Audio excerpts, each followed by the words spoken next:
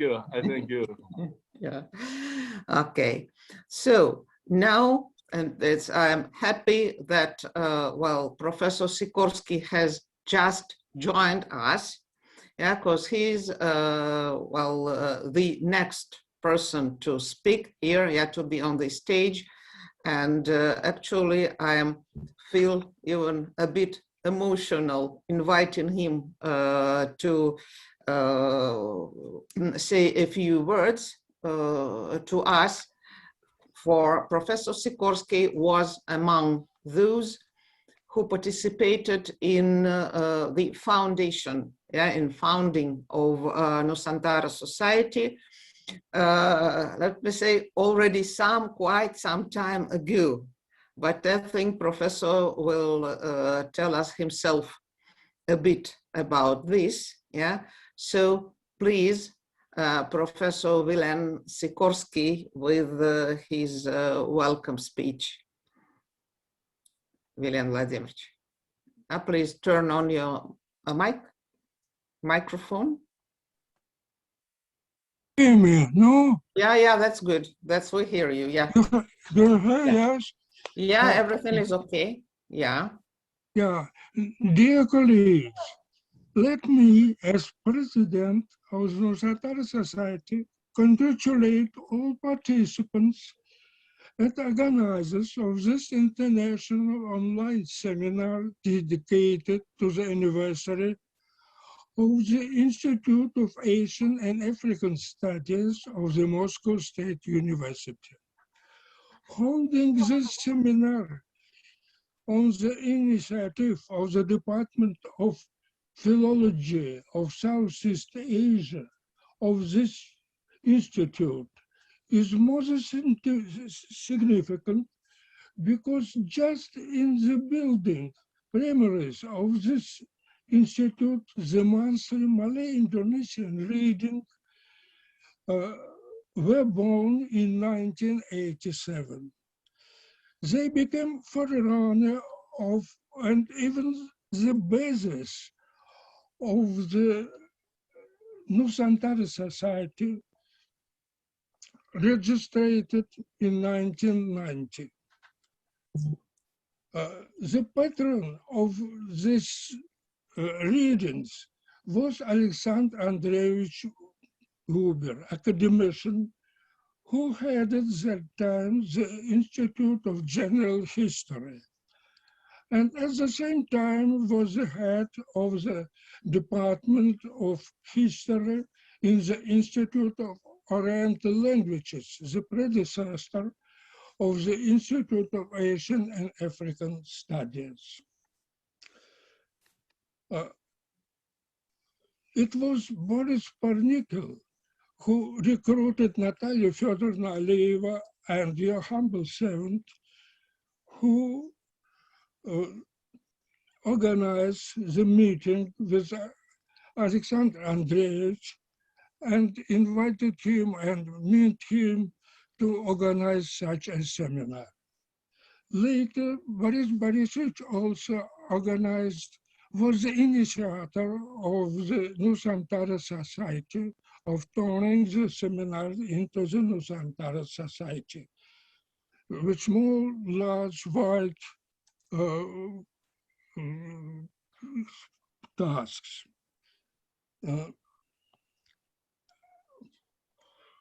Thanks to Nusantara Society international activities, the cabinet of Nusantara Society now has an impressive, possibly best in Russia, collection of books and magazines on related topics. And 21 issues of its own editions, Malay Indonesian Studies, with articles by participants of monthly seminars and several, about 6 or 5 international conferences held by the Society.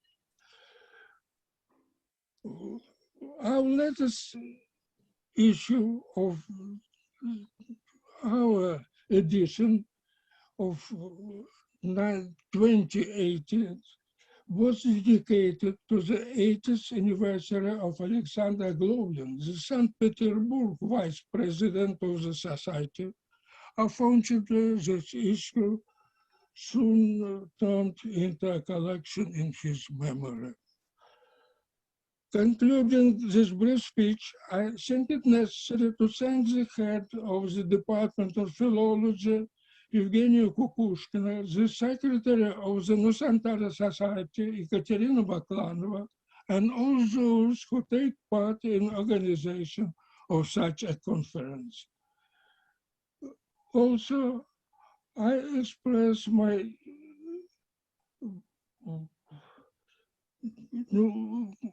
thanks for all the participants of this conference from various countries, including from Czech Republic, Australia, from the Philippines, from Indonesia, from Malaysia, and of course from Moscow, St. Petersburg, and Ekaterinburg. Thank you very much. Yeah. Thank you very much, dear professor. Yeah, you have just outlined. Yeah, pardon? Is it okay? Good. Yeah, Professor Sikorsky has just outlined a bit the activities of Nusantara Society, though maybe it sounded a bit prosaic, but I must say that for our Oriental and African studies, I mean here in Russia, it is quite unique, yeah, because actually Nusantara used to be called just Malay Indonesian readings at the moment. This association was founded. Actually already celebrated its 50th anniversary 2 years ago, and we already have some history behind us, and well, already many generations of students and researchers as well, participated in our workshops. Normally we try to organize our gatherings every month, discussing all topics.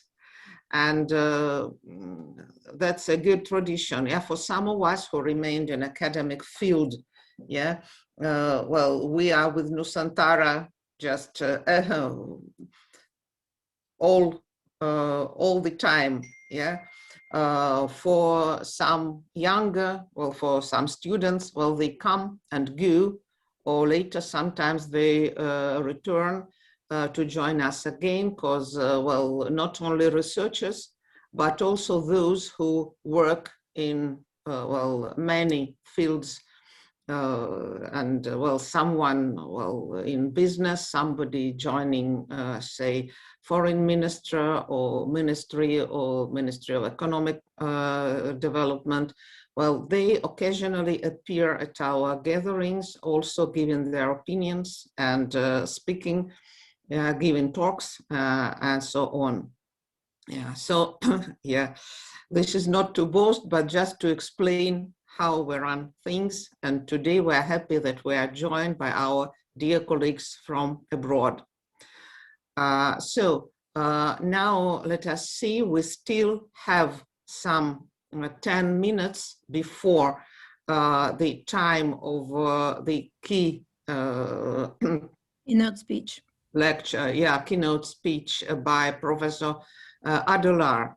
And I think that probably maybe we can have these 10 minutes for ourselves, maybe to have a cup of tea or something, because I wouldn't like to, people are still joining us. The participants are coming in, obviously willing to listen to the keynote speech. So probably we should not shift it earlier. We should not hurry. And maybe we'll just have this 10 minutes, just letting in those who are coming. Or maybe if there are any questions on the teaching, teaching process at our Institute and our academic activities, or on the activities of Nusantara Society, we will be also happy to answer, be it Professor Sikorsky or Dr. Viktor Pogadayev, who is an active member, yeah, and Dr. Baklanova and myself. So please, if so, we would be also happy to answer.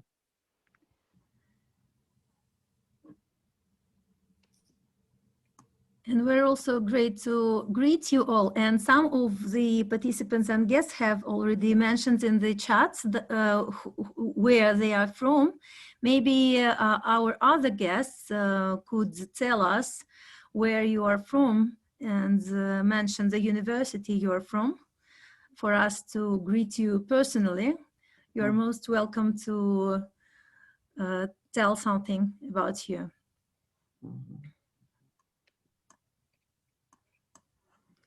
I think the majority are just joining radially.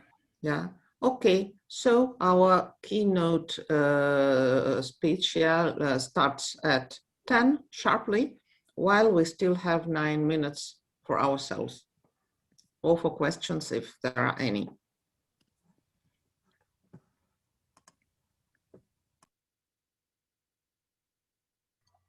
Maybe I can take an opportunity to make an announcement about Yeah, you are most welcome, Dr. Stanyukovich, Dr. Maria Stanyukovich from St. Petersburg. Yeah. I'm very happy to see all of them. And I haven't seen most of you for ages, including the keynote speaker. I'm happy to say again. I take an opportunity to make an announcement about the Malay readings, which we usually have in April. But due to the anniversary of Mikolah Maklay and our efforts to mount an exhibition in his honor, we would like to transfer that meeting for autumn. And all of you are very, very welcome. Katya is always, almost always a participant, but not everybody is like Katya, I would say. Yeah, well, but I think that there are some colleagues, yeah, who also join Maklay readings as well with pleasure. And yes, yes, but not always, not always. Well, we'll try our best. We'll try our best. Thank you so much. And is it clear whether the readings, Maklay readings, will be online, will be held online or offline? It is not, but whatever is the situation, we will have the double presention. So you will combine, combine the two formats. Okay, yeah, in this case, of course, our participants from abroad, from our partners from foreign universities are welcome as well. So it would be... Yeah, we had a very big presence of Indonesian professors last autumn. Yeah. And as you know, probably, Henny is launching the Maklay readings in Indonesia. Oh. Yeah, parallel ones, but we should participate in them. And well, it will be double, but not simultaneous. The same, yeah. I see. Okay. Okay, thank you so much. It's an important, well, information. So we'll consider it, of course. And I think that quite many people would be happy to participate. Yeah, thank you.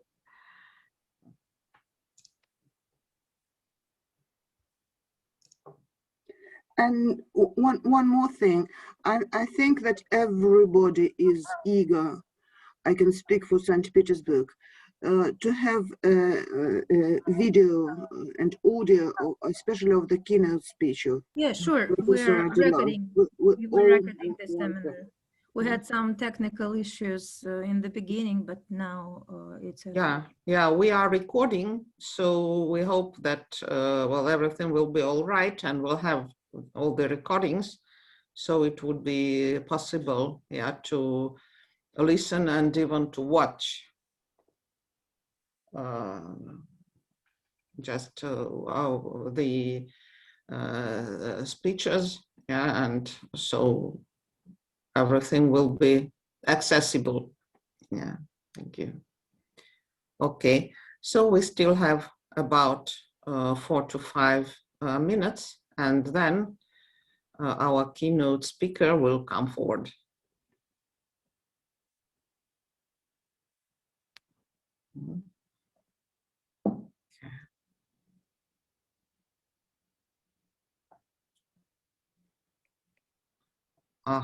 Okay, Professor Členov is with us, and our Indonesian participant, Dr. Julianeta, as well.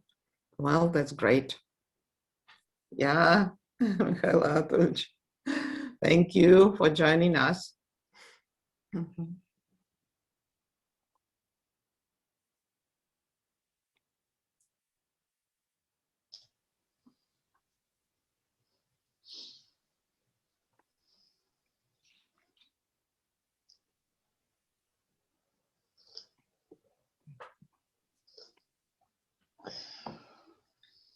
Okay, Dr. Zakharov.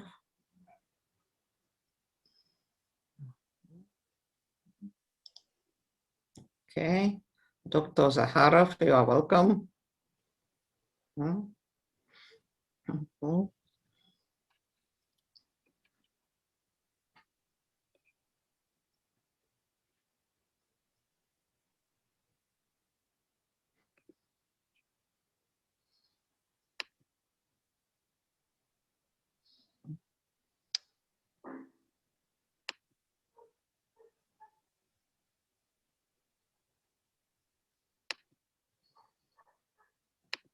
I think I'll prepare the demonstration of screen.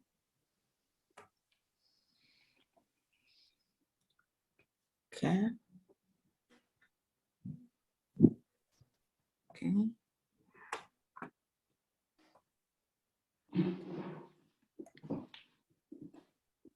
Okay, is it okay? Yes. It's Okay.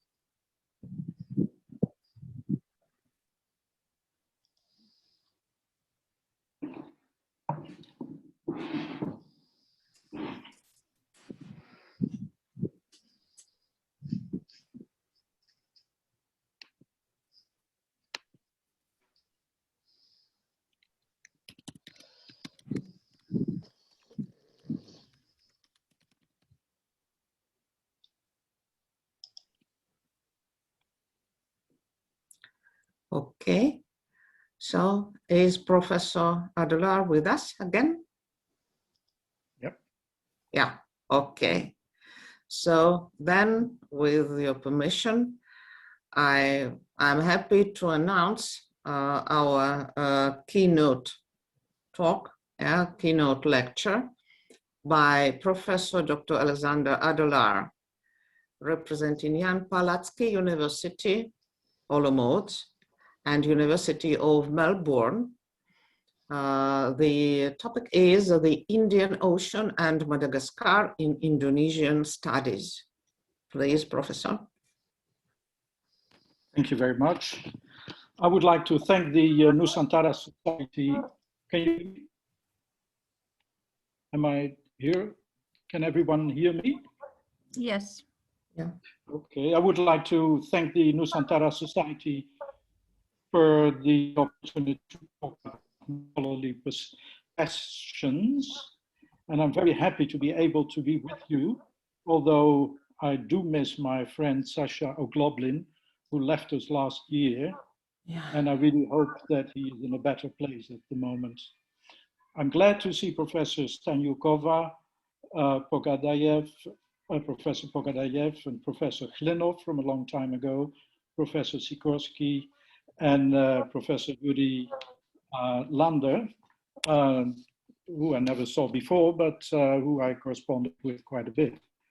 Okay, I will begin with my talk. We all know, of course, there's nothing new about Madagascar being an Austronesian area and Malagasy being an Austronesian language. We all know that. We learned that long time ago. Missionaries, seafarers, and scholars have been aware of this for the last 400 years, no problem. But while we do know about the fact that there is a relationship, we don't know how that works, and we don't know, and we haven't done much research about it. We have no idea how it came about and what it really signifies and what it means for Indonesian studies. It is a bit of a blind spot in our perception of the Indonesian and the Austronesian worlds. A bit less so in linguistics and in human genetics, but certainly in all other fields, it's an ignored area. When we think of the Indian Ocean, Madagascar, we think of one thing, but actually there are three things that we have to distinguish. One is, how old are the contacts between Southeast Asia and East Africa? They are 2,300 years old, or 2,000 at least, possibly 2,300. Another thing is these contacts initially had nothing to do with Madagascar. The settlement of Madagascar by people from South Borneo is a different historical event that is very important to keep in mind. The beginning of contacts between insular Southeast Asia and East Africa cannot be traced through linguistics, and there is also no human genetic, let's say, DNA evidence to back that up, not yet, I would say. The evidence is actually plants, like the banana, the yam, the taro, animals, more particularly the chicken, which comes from Southeast Asia, but you find all over Africa. There's boat technology, there's all kinds of things there, but the outrigger canoe, which is part of the Swahili coastal culture, is really an offshoot, is really influenced from the Austronesian world. Other things, for instance, look at the house construction. All over Africa, you find round houses with pointed roofs in all kinds of subforms. But on the Swahili coast, you find square houses, and in Madagascar, of course, as well, which is more typical for Southeast Asia. There are also certain diseases which came to Africa from Southeast Asia, and that can also be that's also verifiable through scientific technology. Frambusia has often been named. I don't know the details really very well. It's very old. It was also in Egypt, for instance. Frambusia was, or at least that's one of the theories. Malaria is also one of the diseases from Southeast Asia, and malaria actually had much less influence on Africans than on any other part of the world. and I will come back to that later on.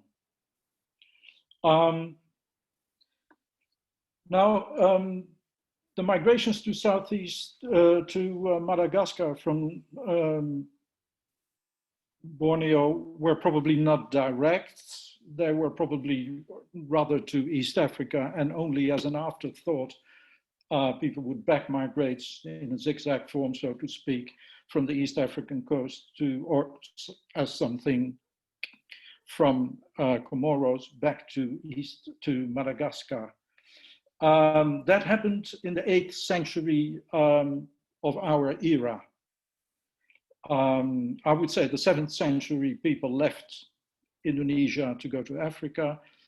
100 years later, Madagascar was settled, and the archaeological evidence is reasonably solid about this. But once Madagascar was settled, and once there were contacts with East Africa from Southeast Barito speakers, people from the Southeast Barito area in Borneo, once that took root in Africa, the contacts with Indonesia were not severed, didn't stop. We don't know anything about it. We don't learn anything. No one has ever studied that, but there is plenty of little indications in the how do you call it, ethnic makeup of Madagascar a little bit, and certainly in the arrival of Islam, which has a Southeast Asian signature, as well as in the coming and going of products. You can see that Indonesia and Madagascar were still in contact right up to the colonial era. The end of it was not a result of colonialism as much as the competition of Persian, Arab, and Indian traders in the Indian Ocean. The Portuguese alone would not have been potent enough or organized enough to stop that if it had had a chance to survive the 16th century. No, it was more a local development in the Indian Ocean itself, between the peoples of the Indian Ocean. Now, the linguistic story has been studied for a long time. Linguistically, the information, the origins of the Malagasy people and culture and language, it was all based on linguistics. There was actually no other evidence that would help to do some fine-tuned research into the origins of the Malagasy. If you look at Madagascar anthropologically, then yes, it looks Indonesian, but yes, it also looks Moluccan, it looks Javanese, it looks Nias, it is absolutely not possible to make sense of the muchness, and it's very easy to develop a tunneled vision. If you happen to have done research in Nias, you will be struck by the similarities between the Malagasy culture and the Nias culture. But if you had done studies with the Javanese, you would have had the same impression of relations between Javanese and Malagasy. So anthropologically, you do not really get very far, also because there is no comparative method within in anthropology. DNA studies and linguistics are much more appropriate for that. So originally, the Malagasy language has strong similarities with the languages of the eastern shores of the Barito River in South Borneo. There is a clear genetic link, and it's evidenced by phonological evidence, so the development of sounds, the lexicon, many words are in common, and the morphology. If you look closely, then all the morphology, the prefixes, suffixes of Malagasy also reoccur in Maanyan and other languages of the Southeast Barito area. For syntax, it's a bit different, but that can be explained. I won't go into that at the moment. at the moment. Another thing that is linguistically clear and came up only recently is that Malagasy was already a separate language before the Malagasy came to Africa.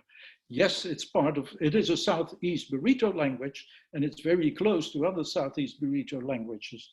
And maybe that Malagasy could speak to the other Southeast Burrito people. And yet, their language had already begun to diverge. There was probably a social linguistic thing going on. They were more urban, the Malagasy, than the other Southeast Burrito people. And you can also see it in the phonological developments. I won't bother you with that, but there's clear evidence there.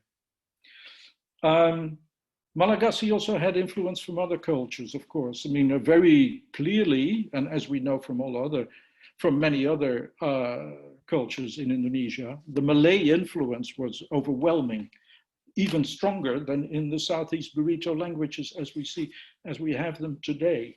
At one point, Malagasy must have been under very strong Malay influence.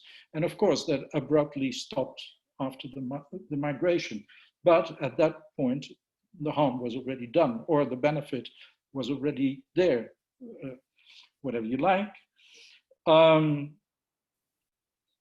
So there's a lot of cultural and intellectual loanwords from Malay and also from Javanese, very much, much less, but very importantly also from Javanese. And there is influence from South Sulawesi and from Sanskrit. Now I have to say something about South Sulawesi and Sanskrit, because when you talk about South Sulawesi, then all the people who believe in Buginese seafaring past and all kinds of glorious things that happened in the past probably must also have included voyages to Indonesia, to Madagascar. I think not. I think if you look on the map, the Burrito area is in South Borneo. 100 kilometers further to the east, you've got Sulawesi, or 200 kilometers, I don't know, 300 maybe. But anyway, it's the next stop, maritimely speaking. And there you have Makassar, and you've got Bugis, the Bugis area, and the Southeast Burrito and the South Sulawesi languages. And nothing is more obvious than that South Borneo must have been in contact with South Sulawesi, and that some borrowing must have happened at that time. And we don't have to believe in maritime hocus pocus from Sulawesi to Africa, as far as I'm concerned. Same with Sanskrit. There are Sanskrit loanwords in Malagasy, but they all are shared with Malay and with Javanese, and you can see the signature of Malay and Javanese on these loanwords, which tells you, no, Madagascar was never in touch with the South Indian world, but it was in touch with Javanese and with Malay, which in turn were in touch with India. And that is how we get second-hand loanwords from Sanskrit into Malagasy. And then there are many loanwords from African languages. Now, if they're not Bantu, we cannot identify them, very simple. There must have been languages that don't exist anymore. Some people like it to make theories on the vocab influence that these languages must have had on Malagasy. But as you can imagine, that doesn't always lead to great success, because if the language isn't there, how do you know what is borrowed from it? But of course, there's clearly Comorian influence, very strongly, and Comorian also has very strong Malagasy influence.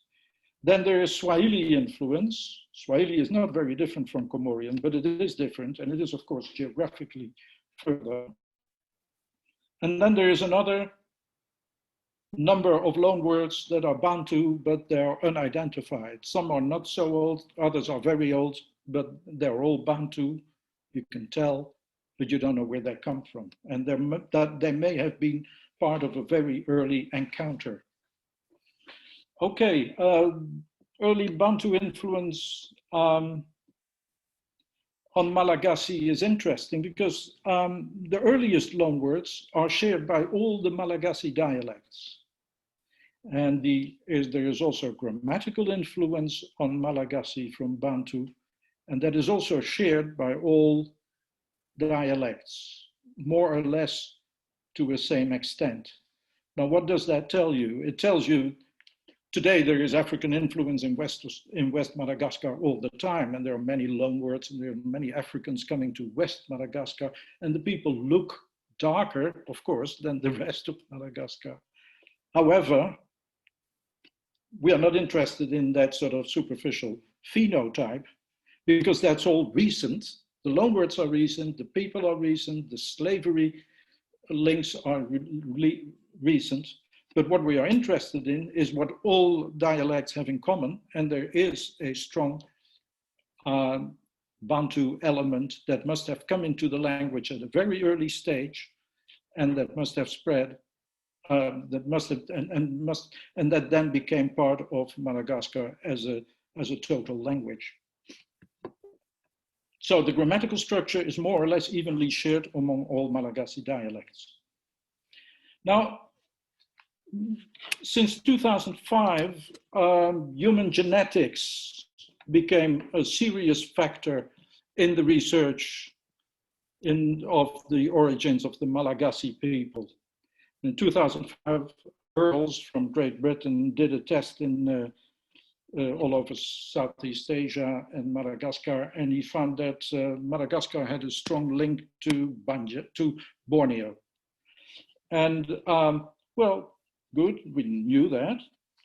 But what he also found is actually that you look at the mitochondrial DNA via the women, and you look at the Y chromosome via the man, and both African and Asian DNA came from both female and male lines and is spread all over Madagascar evenly. So everywhere in every corner of Madagascar, you find people who look predominantly African, predominantly Asian, or something in the middle, but they all have Indonesian blood and African blood coming from mother's side and from father's side. On top of that, an awful lot happened. If your grandmother was from East Africa, then obviously there is more of an African in you, but that doesn't take away the fact that the basis is the same for everyone. That is in synchrony with what you find in the grammar structure and in grammatical influence. Let's now have a look at the human genetic component, the material that is typically Asian, because we want to know about Indonesia, after all. How does Madagascar link to Indonesia? Well, there is an Indonesian component. There's a Y chromosome DNA. There's a mitochondrial DNA, tells another story. Of course, it can never be easy. And nowadays, there is also a third kind of DNA, which is autosomal. Now, Y chromosome DNA tells where you come from the father line.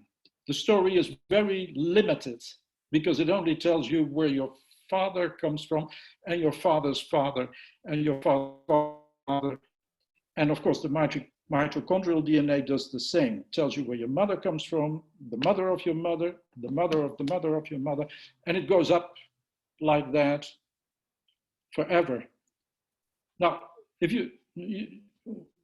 everyone will think, yeah, but what about all the other family members? I like my grandfather very, very much, and he doesn't feature in all this because he is the father of my mother. Well, no signal is to be had from Y chromosome if it's not father, father, father, or from mitochondrial DNA until it is mother, mother, mother. Now, the good thing about autosomal DNA, well, the boring thing about it in the past was that it was not gender specific, so people were not interested. But then they discovered that all the other information and the overall picture of where you come from is much more richly documented in your autosomal DNA than in your Y chromosome DNA or your mitochondrial DNA. Now, as it turns out, the Asian component of the Malagasy has a little bit of Southeast Burrito in the Y chromosome, actually not that much. It's a bit of a problem. There's much happening there in Borneo, and what is left of it in Indonesia isn't much. But yes, there is a link with the Southeast Burrito people. Then you look at the mitochondrial DNA. And what do you find? East Indonesia, unspecific, so everyone can sort of take their pick, and there is, of course, there's all kinds of speculation where the mothers come from, but basically they're not from Borneo, they're from Eastern Indonesia. And, but we know we have to do with Y chromosome and mitochondrial DNA. It's only part of the picture. One shouldn't be too victorious about the results here. But now, most recently, autosomal DNA has been studied. And here it becomes interesting, also for Indonesian studies. There's a direct link between Madagascar and the city of Banjarmasin. Now, Banjarmasin is, of course, a Malay city, right? But not entirely standard Malay, but yes, it's Malay. But if you dig, first, if you look at the urbanization of Indonesia, if you realize how that happened, some small Malay-speaking groups would come to a place, build a pangkalan, a market, and then that would sort of become bigger and bigger. And then people from around that pangkalan would sort of be attracted to the trade center, would bring their goods and would stay there. And then they would end up getting acculturated. And acculturation means taking over the habits, taking over the language. And of course, when Islam comes, everyone becomes Islamic, and Islam is a strong incentive to feel and identify as Malay. So Banjarmasin clearly, also linguistically, you can see that, has a lot of influence from the Dayak languages around it.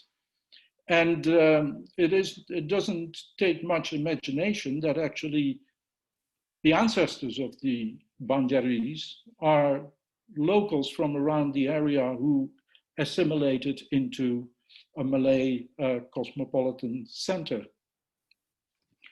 Nothing strange here, because I mean, everywhere in Europe and in Russia, you find the same thing if you go far, if you go back far enough, right? I mean, the cities are, as far as DNA is concerned, every European city looks completely different from the people living around it, I think. So, okay.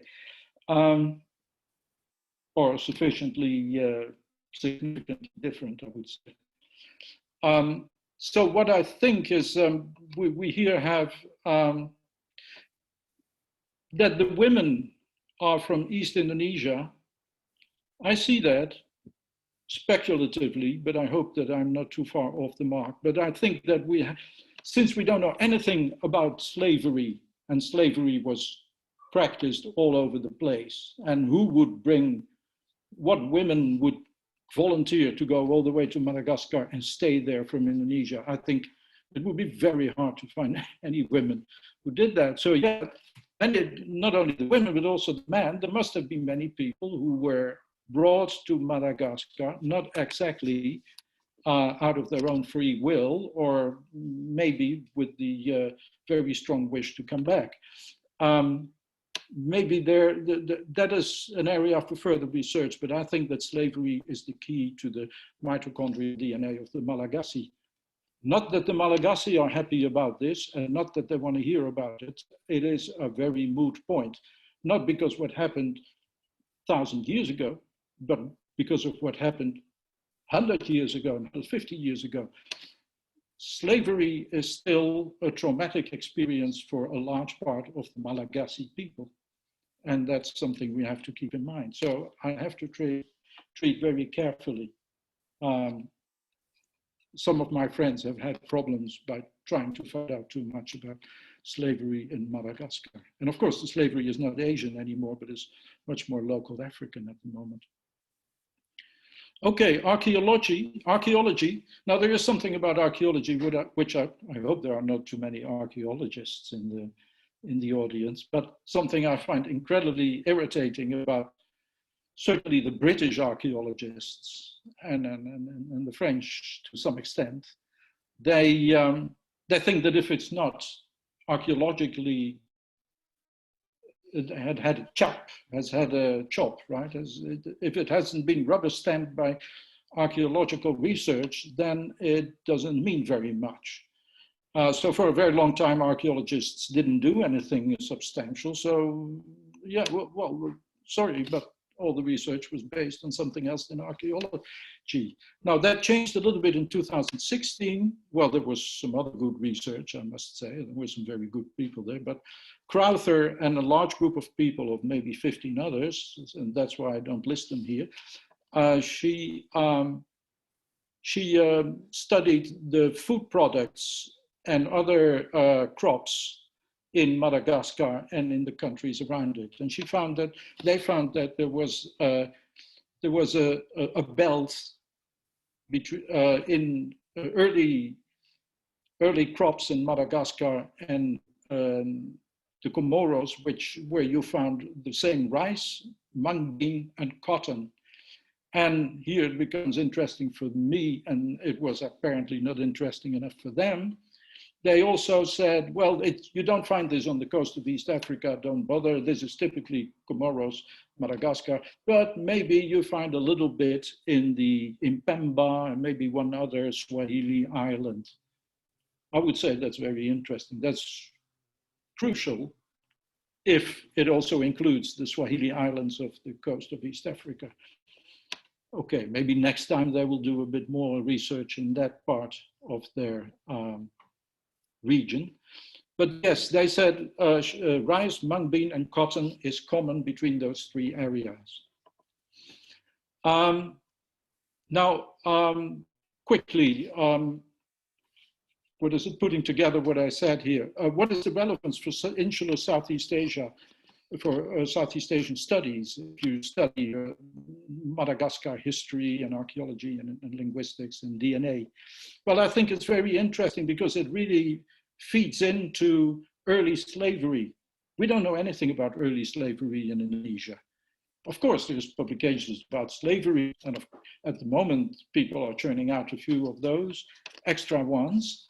The Royal Institute in Leiden has a few publications, and no doubt elsewhere too.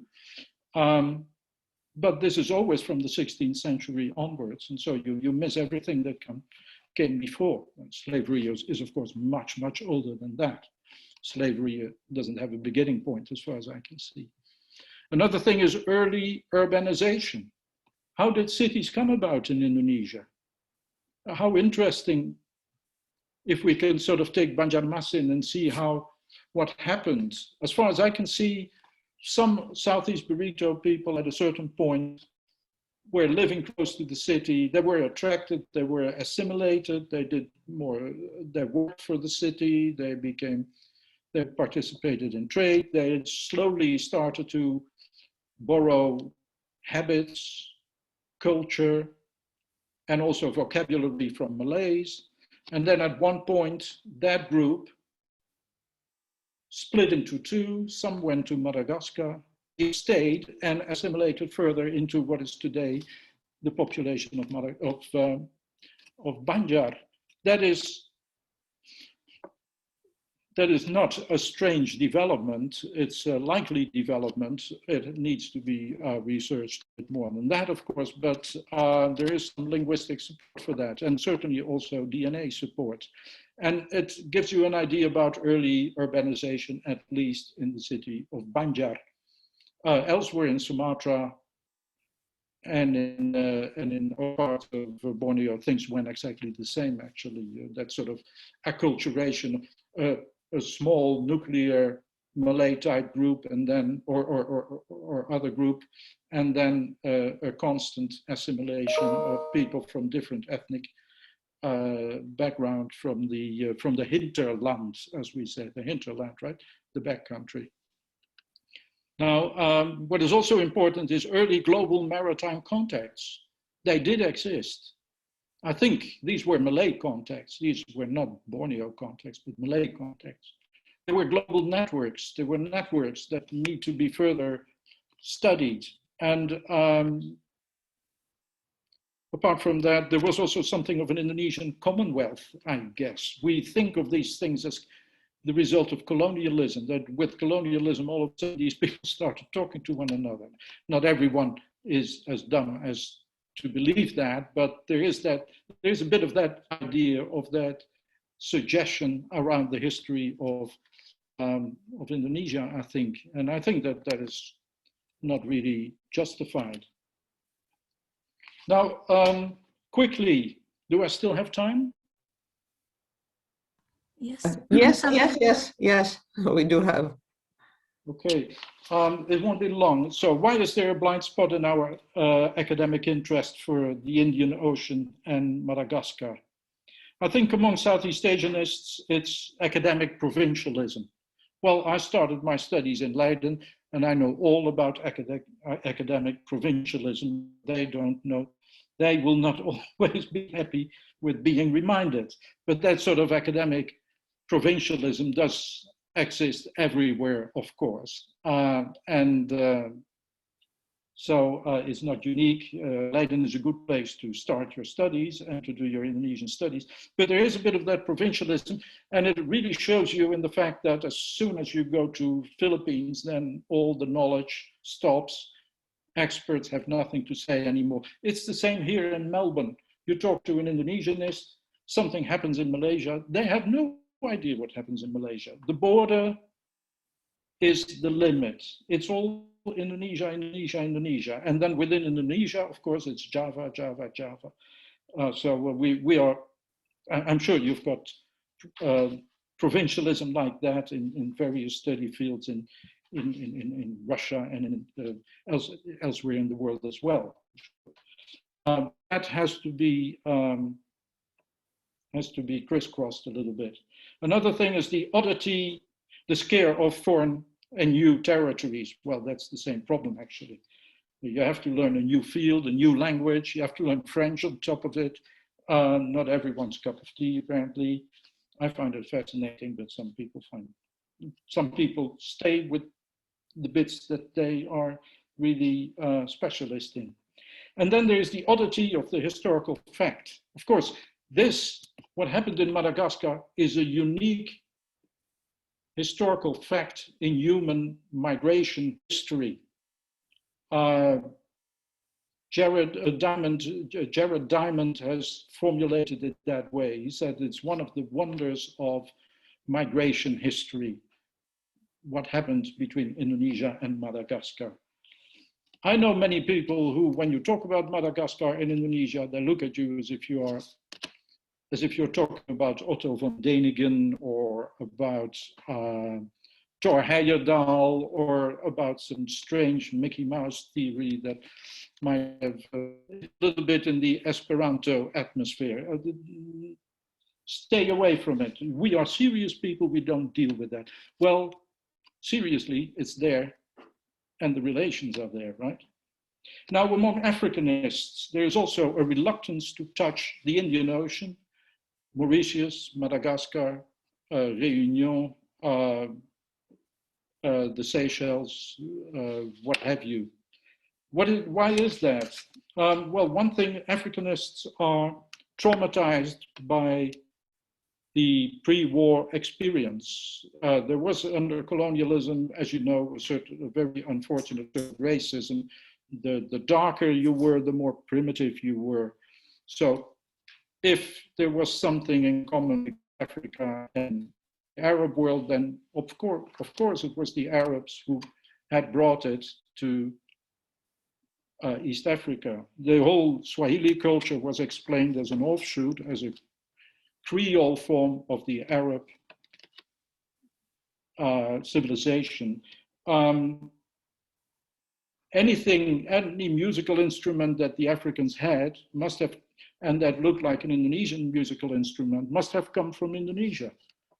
If you really look at these instruments, then the richness of the morphology of these instruments, the richness of the subtypes is much greater in Africa than anywhere else in the world. And Africa is really a leader in this sort of inventions rather than a follower.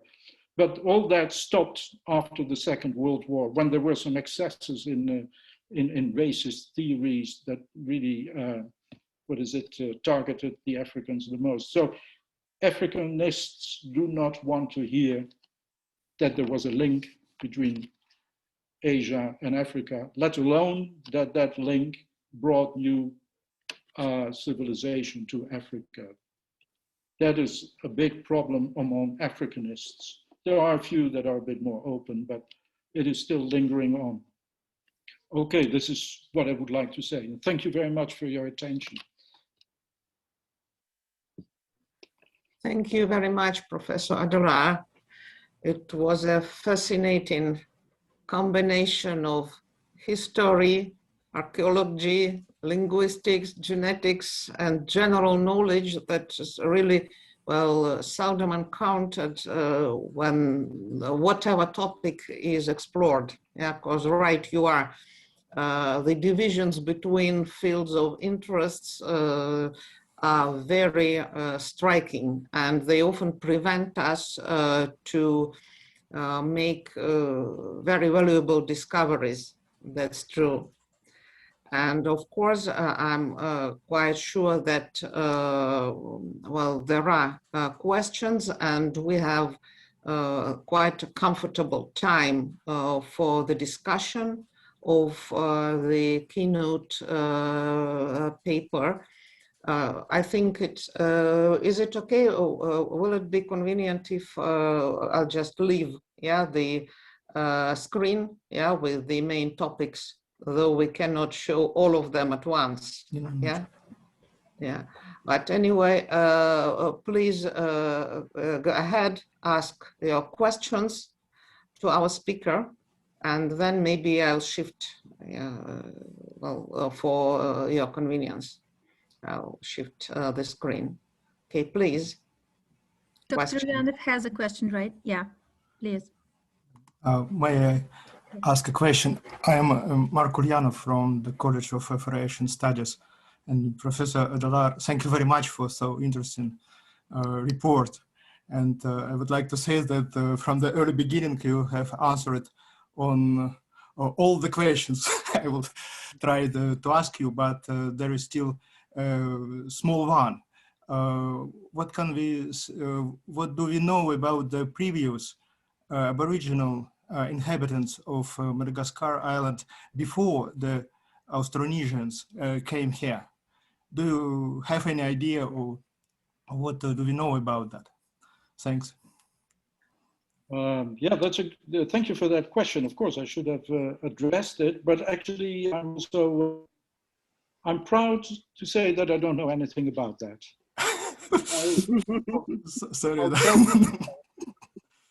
I'll tell you why. That is because there are too many, there are all kinds of speculations about this, and these speculations are not based on anything that is really palpable. So staying away from that question is something I do out of principle, basically. It is not possible to study a language or a culture that you don't know about. There is, of course, you've got two peoples in East Africa, the Sandawe and the and one other one. You've got two pygmy-like cultures, two no, pygmy, I don't even know whether you can use that word, but two Khoisan type peoples living close in Mozambique facing Madagascar. And these peoples have been used to their linguistics, their languages and their culture have been used to compare to Madagascar. But of course, you do not get anywhere doing that, or you don't get very far. There's nothing certain you could say. And also, no one said that the Khoisan people were also living in Madagascar. There is no evidence for that. There is evidence that there were people before the Malagasy, but we don't know whether these were really inhabitants or whether they were seasonal campers, so to speak, people who would come for mining or for for waiting for seasons or something, and then would go away again. That is a problem. There are all kinds of interpretations about woodwork, what is it, charcoal, with woodwork that has indentations that can only be made by people and not by animal biting. They must have been made by cutting of axes and things like that. But then if you don't know whether these people were there, were established there, or were just coming and then leaving and leaving a mess like most people do in camping sites, after all, that remains a problem. There are two groups, there are several people. Roger Blanche is very much in favor of an earlier habitation. There are fires that in Madagascar, that large bushfires that cannot be explained by people, that seem to have been ignited by people, but it's not yet sure whether they cannot have ignited spontaneously. All these questions are not for me to answer.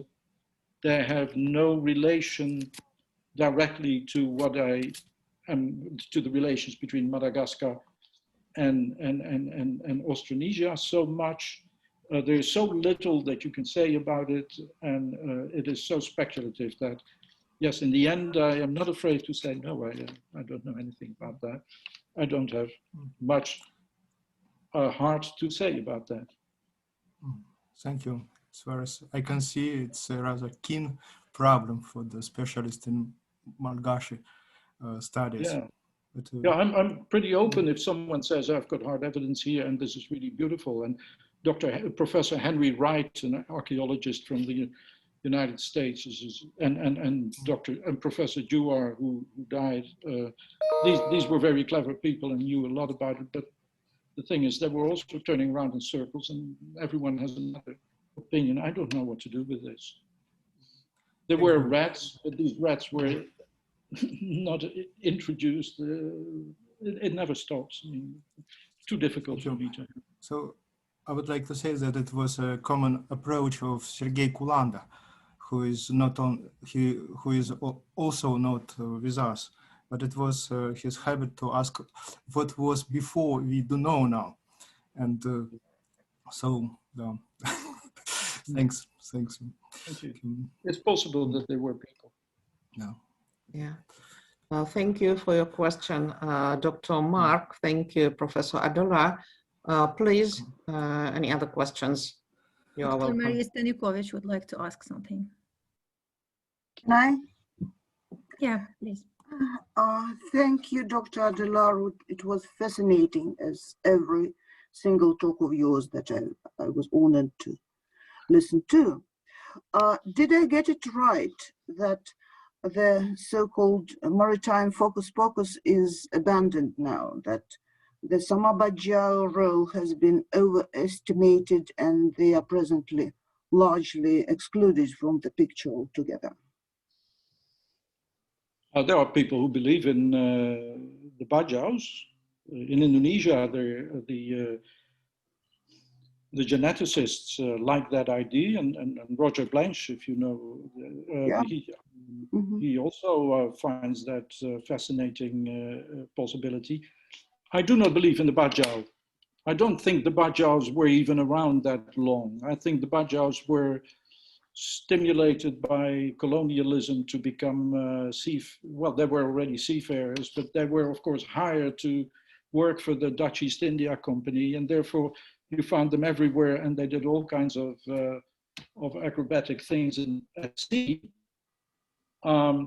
That's all very romantic, but I don't have evidence that they had been around for so long, and that they went to Africa or to other parts of the world. The same discussion exists, by the way, with the Macassans in Australia.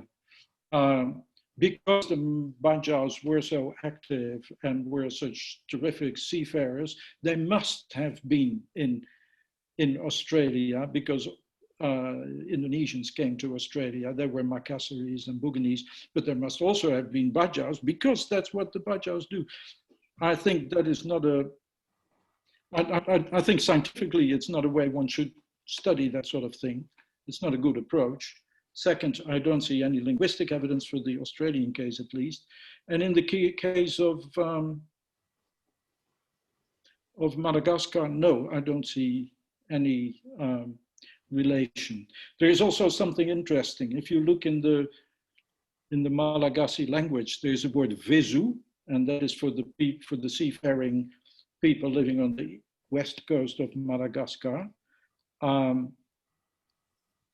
They are seafarers, they are fishermen. There's also Boogie, the Isle of Boogie is northwest of Madagascar. The terms Boogie and Visu come back. To me, it doesn't mean anything. You don't use a toponym or a ethnonym to base your historical theory on. If you would look at the use of the word gypsy, which comes from Egyptian, would you end up believing that everyone is, that your niece who likes to live in different places and go different places and has a beautiful attire and has a free lifestyle, would you call her one of the last gypsies coming from Egypt or something? No, of course not. You use that word for a certain lifestyle. The gypsy lifestyle is also used for Romanesque and all that. It's easy how a ethnonym becomes a lifestyle thing and is then used for all kinds of other groups that have that lifestyle. And before you know, you've got the Vesu living in West Africa, in West Madagascar, and they have nothing to do with the Bajau, but the term is the same. But I don't like doing historical research on the basis of ethnonyms and toponyms. I don't see any other help in any theory that links the Bajaus with the people of Indonesia. Barito languages? No Barito languages? Yes, there is the Bajaus speak several languages, and the Proto-Bajau language is very close to the Proto-Southeast Barito language, but it's still very far from. It's like saying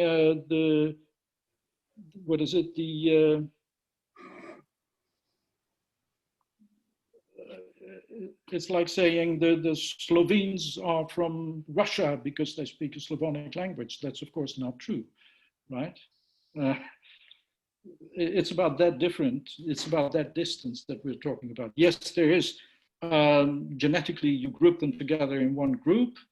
The evidence is not that strong. The evidence is strong enough, and there is no other evidence. So we stick to that picture for the time being, and then. No, Malagasy and Bajau do not have much in common apart from that particular link, which has been diluted over the years. Yeah. Thank you. We have a few questions in the chat box. Dr. Adelaar, Dr. Nolasco is asking you to probably comment on where, what are the closest relatives of Malgashi and evidence for the claims, for these claims. Yes, the same answer as the same thing as I already said at the beginning of the paper. The Southeast Barito peoples like the Ma'anyan and other peoples that you probably don't know the name of, who live along the eastern side, on the eastern shores of the Barito River in South Borneo. That's where the Malagasy language comes from.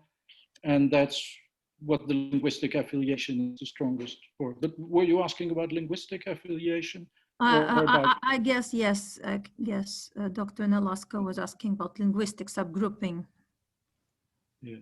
But as you know, if you ask for a linguistic grouping and affiliation, that often doesn't say everything about where the people themselves come from, right? I mean, the Bulgarians have a language that's closely related to Russian. But if you look where the Bulgarians come from, then probably that's somewhere else. And it's the same. It's always like that. It's very easy to shift.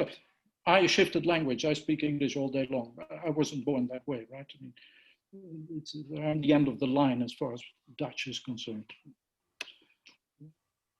Thank you. Professor Chlenov? No. Dr. Chlenov would like to ask. Thank you. Yeah, actually, one question. Thank you very much for the really very interesting presentation, which is not specifically the part of my own research, but the question is the following one. As far as I remember, the late Professor Kulanda, was also mentioned already by Professor Dianov here today, drew our attention to an early Malay inscription in the Bangka Island, where along with old maritime Malay, we find at least some traces of another maritime language, trade language, as I would probably call it, which was close to the Barito group. The fact that you didn't mention is it just simply because, it's not so important, or you ignore it because, the position of this document is not clear in the early, say, linguistic or ethno-linguistic history of the Malagasy people? Well, I ignore it for two reasons. First, because I don't have time to talk about it, I guess. Second, because there isn't too much to say about it. There is the old Bangka inscription has actually two languages, the A language and the B. Yeah. Now, the A language is something that looks much closer to Malagasy and particularly Ma'anyan than that it looks to Malay. Professor Kulanda concluded that that Barito language that might be represented here was much more important in an early part of history than it is now, and that there must have been a language of communication among traders and things. Well, that's possible, but it's only that one stone, of course, that we found, right? Apart from that, we also know that the Malagasy live in Madagascar. So yes, it helps us to think, to see that there are some implications there, but I wouldn't go as far as to think that the Barito speakers had something to do, had some influence, or were able to speak their language freely in Sumatra. Maybe that's the case, I don't know. But that one stone is, for me, not enough to say much about it. What would you say, Professor Chlenov? Yeah, well, actually, my idea was always, but it was only an idea, without any, really some kind of further, discussion, because I told you it's not my exact field of research. No, that's probably when we speak about the so-called trade languages, to which also actually Malay also belong to that, and there's also some specific traits of specific trade language, pidginized probably in the beginning. So the origin of trade languages is actually from some, normally on a small island, near from a big island which was inhabited by actually people who were not so much involved in trade. And the specific process of pidginization, like for instance in Eastern Indonesia, the Geser language and the East Seram, and actually some kind of Central Moluccan languages also underwent such kind of development. I just thought that probably there is a possibility when we see at the Bangka expression that in the South China Sea in the Middle Age period, to say 6, 8 centuries, there might have been not only one language, trade language as Malay, which spread over the whole our archipelago, but probably more of them, including one which was close to the Barito, which doesn't mean that actually the Barito or Manyan-speaking population directly themselves migrated to Madagascar, which is actually a kind of, well, what they call, well, like Tor Heyerdahl and so, no. But there was some kind of intermediate group of traders, of seafaring people, directly in the South China Sea, which probably really played some important well, place or role in the population of Madagascar. Mm. That was my idea. I'm not sure. Well, I wanted to hear well, whether you share all some kinds of such, well, say, hypothesis. Well, it's perfectly possible, but at the moment that stone is really all we can hold on to, right? I mean, linguistically speaking, I mean, yeah, and then there might be some linguistic influence from Barito languages, but that's also very difficult to spot because, yeah, I don't know. Actually, the very phenomenon of a trade language has not just been treated by the linguists or by, say, historians, which is really a pity. Yeah? It's a very specific, well, linguistic phenomenon, as far as I feel it. Yeah. And probably one small question, another one. When you told about Eastern Indonesia, what was actually the meaning of this term in your presentation here? What specific part of Eastern Indonesia, what the borders of Eastern Indonesia, and whether the Eastern Indonesian influence could be actually analyzed through your notion of early slavery, which was very well, I would say, revolutionary in these kinds of studies.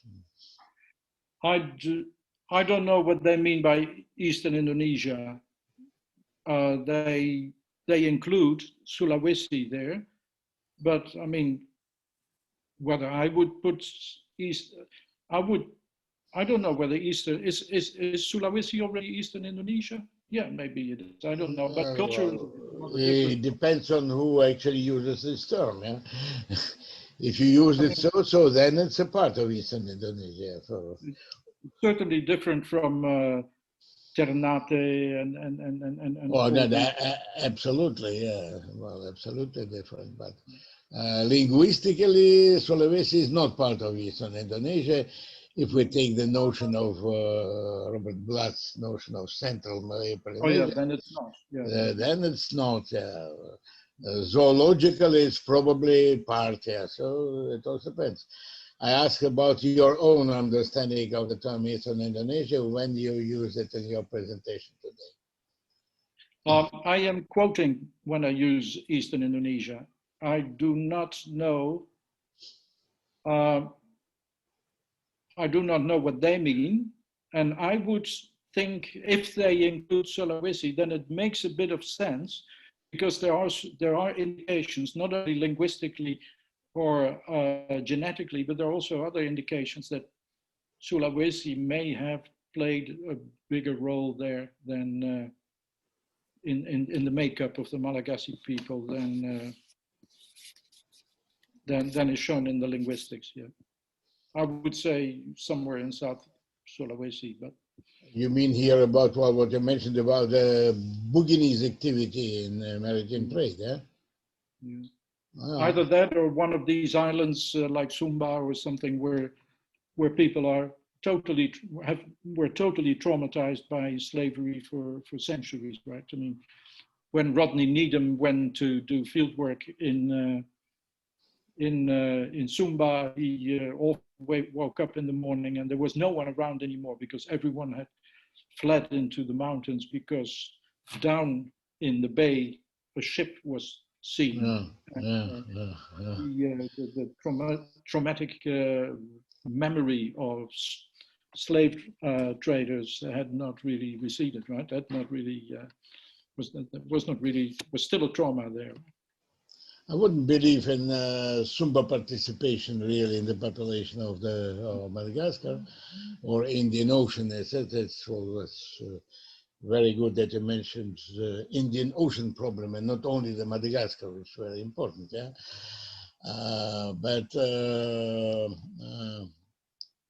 Well, okay.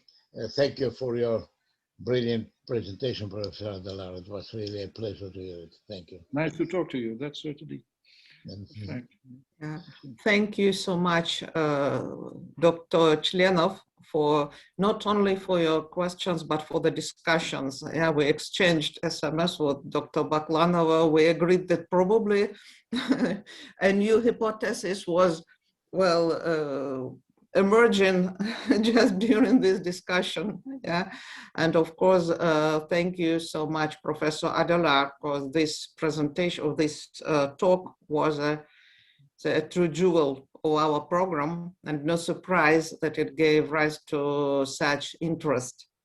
Yeah, so thank you again. It is a great pleasure and an honor to have you with us today. While, yeah, I think that now, yeah, we can proceed, yeah, to our, and give the floor to our next speaker, Professor Dr. Ricardo Maria Duran Nolasco, whose topic is a Requiem for the focus analysis of Philippine languages. And well, just because, well, to prevent any technical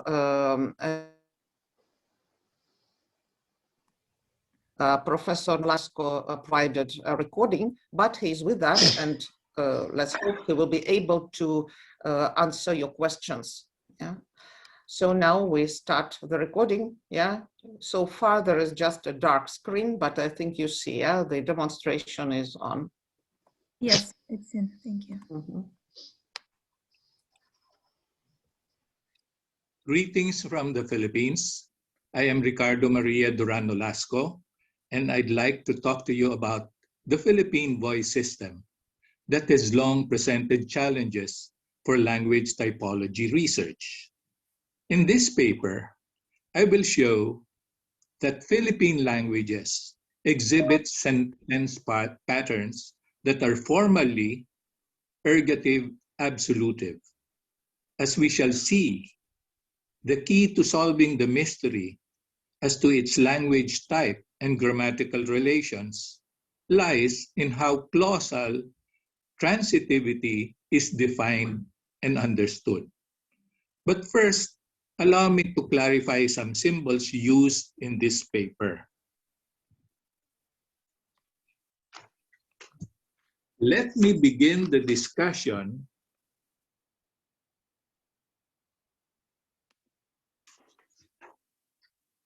by considering the examples 1 and 2 in English. Sentence 1 is a prototypical transitive construction where the referent John is the agent and the referent Mary is the patient. 2 is an intransitive construction with John as its single core argument. These two examples show an alignment in which the S and the A are treated similarly and the O is marked differently. The S and the A are said to be similarly marked in that they both come before the verb, trigger number agreement, and can be substituted by the same pronoun. The O is marked differently because it comes after the verb, does not control agreement, and has a different pronoun. Linguists refer to this pattern as nominative accusative. In the 1960s, some linguists began to question many of the assumptions held by earlier studies. They asserted that unlike in English, where the agent or subject bore the primary grammatical relation, it was the patient or undergoer or affected entity that received grammatical prominence.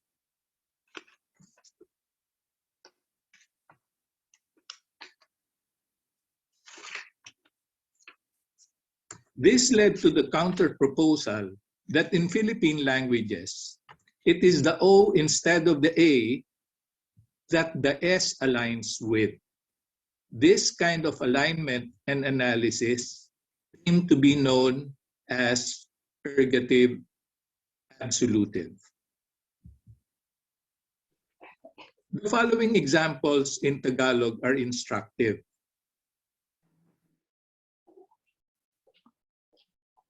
An ergative interpretation of the data identifies 3 to be transitive, with ni Pedro ergatively case marked as the A and si Maria as the absolutive O. 4 is an intransitive clause with only one core argument, si Maria, absolutively case marked as the S. Note that the S, si Maria of the intransitive, has the same grammatical marking as the O of the transitive in 3, with the A, ni Pedro, being marked differently. This behavior supports the characterization of Philippine languages as ergative absolutive. The rich verbal morphology of Philippine languages has allowed arguments other than agents and patients to be promoted to absolutive status in a clause. Verbs with absolutive recipients, instruments, reasons, beneficiaries, directions, locations, etc. In the discussion below, we look at examples from other Philippine languages and bring to the fore the crucial question on what motivates speakers to choose one particular construction over the others. Past studies have claimed that actives or actor-focused constructions are employed whenever the patient is non-specific or non-topical. It is also been reported that passives or goal-focused clauses are favored when the patient is specific or topical. While it is true that definiteness plays a part in choosing a particular voice form, this is not true in all cases. Below is a pair of Tagalog-related verbs. In both examples, the patient both is referred to as definite, but it is only in 6A where it is marked by the absolutive ang. Save for saying that the bangka is being highlighted in A and the alon in B, traditional studies fail to mention a very important generalization. In A, the wave is being depicted as acting willfully or purposefully, in contrast to its natural action in B. No defocusing of the agent takes place in A, and therefore categorizing it as a passive is problematic. In fact, on semantic grounds, sinalpok is more active than sumalpok. Sorsoganon is a language that allows a definite object to occur with transitive and intransitive verbs.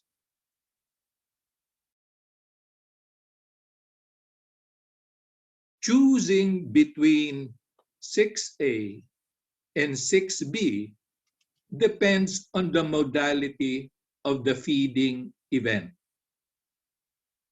Whether or not it is done as part of a daily chore or it is carried out as a singular, individuated action.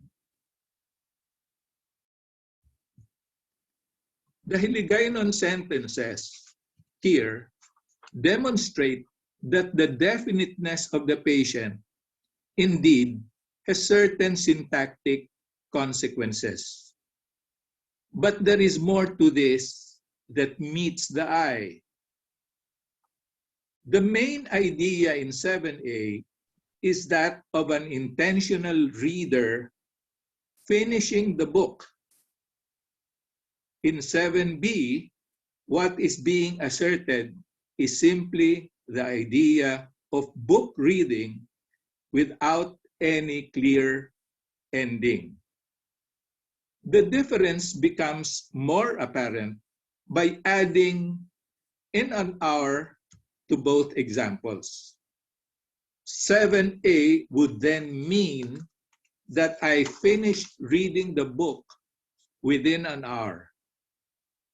7b would mean that the reading activity lasted for an hour. The Visayan examples here illustrate the importance of modality in choosing one voice form over the other.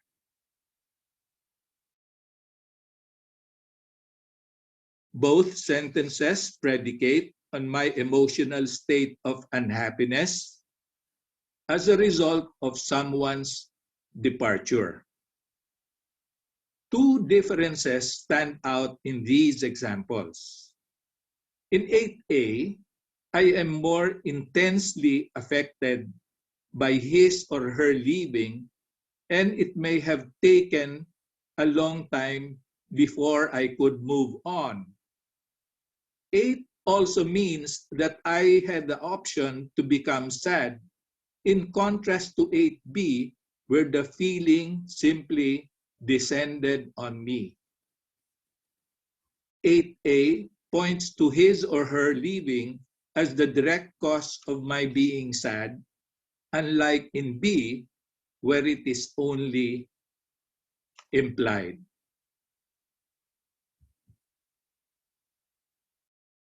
This pair of Ilocano sentences presents indubitable proof of the correlation between complete and partial affectedness of the object and transitivity.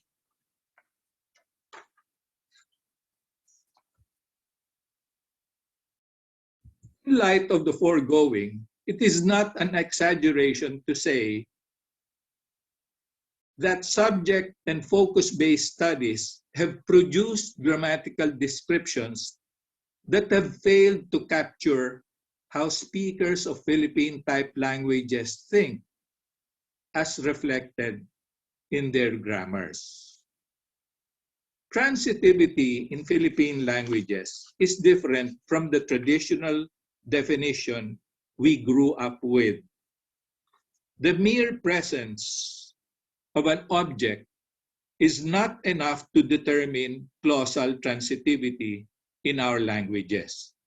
The presence of an O constitutes only one of several semantic components associated with how effective an action or state is carried over from the agent to the patient. These components can be found in the scale here, which is a language-specific adaptation of Hopper and Thompson's transitivity parameters. The features in each column actually co-vary. This means that the presence of one feature, for instance, more effort, implies the presence of another feature, for instance, complete affectedness of the patient, in the same column. Conversely, the absence of one feature, for instance, being effortless, correlates with the absence of another feature, non-complete or partial affectedness of the object. It is on the basis of these considerations that speakers choose one construction over the other. You can tell transitives from intransitives by looking at the form of the verb and the marking of its arguments or constituents. Intransitive clauses are those whose verbs take the or replacive affix that co-indexes the S. The S is preceded by the absolutive determiner ang or si or their equivalent. Transitive clauses have one of the in, e, and an affixes or their equivalents. Each of these transitive affixes co-indexes an O. This O is marked by the absolutive determiner ang or si, while its A is marked by a genitive or ergative marker ng or ni.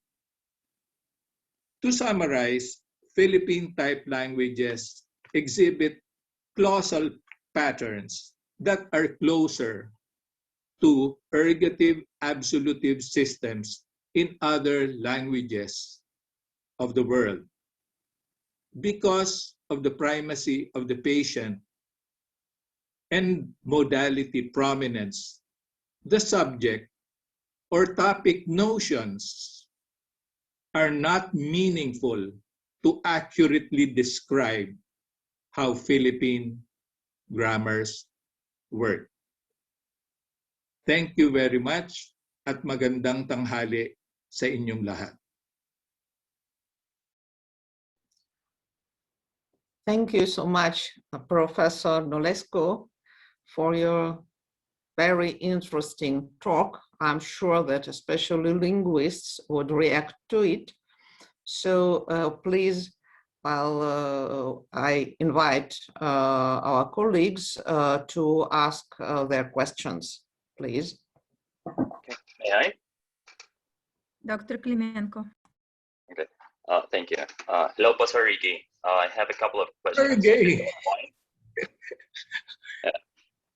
So if you take a pair of examples like pumara ako ng jeep, I flagged down a jeep, and nakapagpara ako ng jeep, they are both used in the actor voice, but they do seem to differ in their telicity because you can say pumara ako ng jeep pero walang humihinto.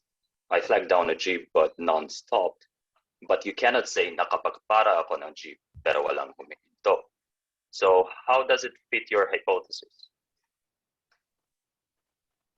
Well, pumara and nakapagpara, as you say, are both intransitive, no? But there's a difference because of that ka. Okay?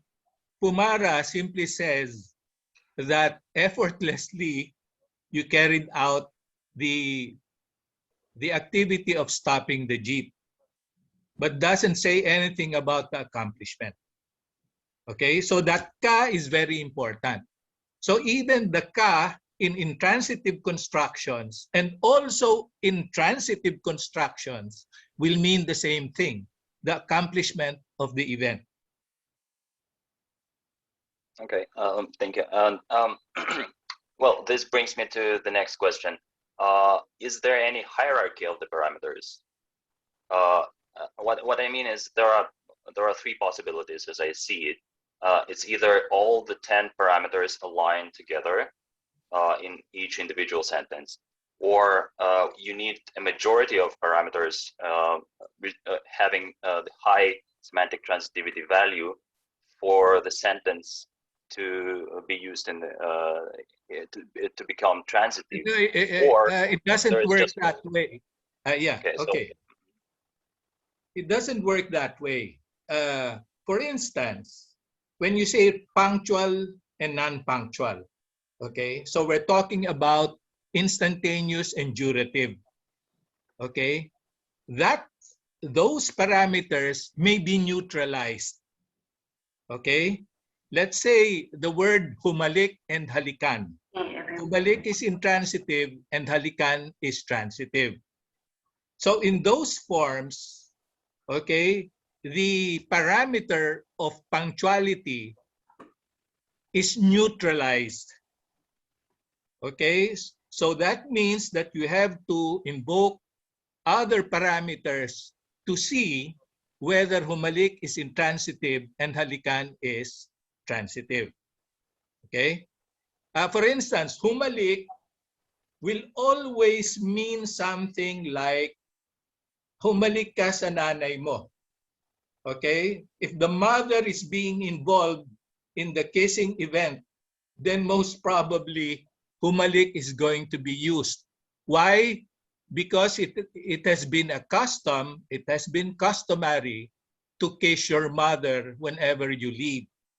But when it comes to, for instance, the kissing event involving sweethearts, okay, it is most probable that halikan will be used. So Okay. the question then is, how do you establish in each individual case which parameter is in play? Well, Because it from depends what on you're the saying, verb. it seems that only one parameter is enough for a sentence to be used in. No. It has to be a confluence. No, we really haven't established how many of those parameters will qualify for a transitive construction. No? But it appears that those parameters really co-vary. It cannot occur, according to the research that we've made, that one of the parameters in the transitivity column, okay, will also happen in the others. Okay, so it should be the transitivity parameters, as Hopper and Thompson have established, no, co-vary. Okay, it may be neutralized. Some of the parameters may be neutralized, but it often occurs that those parameters can only be seen in one column. Okay. Can I ask the last question? It's a brief one, but it might be hard to answer. I don't know. So what counter evidence can you imagine that could be used to falsify your hypothesis? None. So does it mean we cannot falsify your hypothesis? I haven't seen anything yet that can falsify this. But yes, but can you imagine, you can't find it, but can you imagine some kind of sentence which would show to you that maybe it's not correct completely? I haven't seen any evidence. The only evidence that I've seen so far in Philippine type languages are the structures in Chabacano, which is a creolized in Zamboangueño. It's a mixed language, no? It's a creolized language, no? And it appears that maybe the subject, no? It appears that it's a nominative accusative. It displays a nominative accusative pattern, in which case the notion of subject may be available and may be applicable. Okay, thank you. Nice to see you again, Sergey. Yeah, thank you, Dr. Klemenko. Thank you so much, Professor Nolasco. Yeah, I think that maybe, judging that we have some other talks, presented just following. Maybe we reserve further discussion, which is very, very possible, as I understand. To our final, our final discussion. Actually, it is planned for our tomorrow session. And if there are some additional questions, maybe it would be okay to write them into the chat, for the participants to get prepared, in case, well, just to provide answers tomorrow, to think them over. Thank you so much, Professor Nolasco. Yeah, and we really hope well to hear again. Yeah, well to have you as a participant of our events and to well and also maybe a contributor to our collections of papers. Thank you so much. Yeah. Okay. Our next participant is Dr. Indirawati Zahid from University Malaya Academy of Malay Studies. And she's around, but just because there are heavy rains in Malaysia at the moment, she sent a recording. So we listen to her talk first, and then she's around to answer the questions. So politeness from the perspective of Malay people.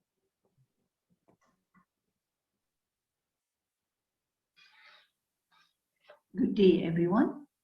Today, I will be presenting politeness from the perspective of Malay people. Let me quickly introduce myself.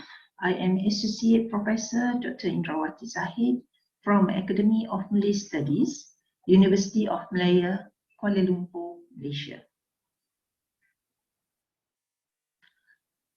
I will start my presentation with definition of politeness. In the study of language, politeness has two meanings. One, how does language express the social distance between speakers and their relationship through different rules? Two, how does the face work? 1 and 2 are based on 3 rules. First, linguistic rules. Second, sociolinguistic rules. And third, pragmatic rules. For discussion for these rules, I will come back to this later. In Malay culture, politeness is recognized by face. Asma use word air muka or dignity. Face is dignity or marwah for Malay people. Dignity is determined by many factors such as the upbringing of the family, the person closest to themselves, education received from school or university, and the environment or the surrounding community, and so on. According to Asma, face is exclusive and dignity has existed since one was born. This means dignity is related to our family. For Malays, dignity is a strong presence in our life. And if we commit a grave mistake or have been humiliated, Malays will use phrases such as jatuh air muka, lose dignity, or menimbulkan aib, disgraceful. Whereas according to Westerner, Brown and Levinson, face is universal. Face has 2 types. First type is positive face, which is the desire to be liked, appreciated, and approved. Second type is negative face, which is the desire not to be imposed upon or intruded. Therefore, what is the difference between Malay scholar and Western scholar? The answer is the scope of the politeness. For Malay, dignity involving one's whole life. For Westerner, only important during communication. Once the communication ends, politeness is no longer concerned.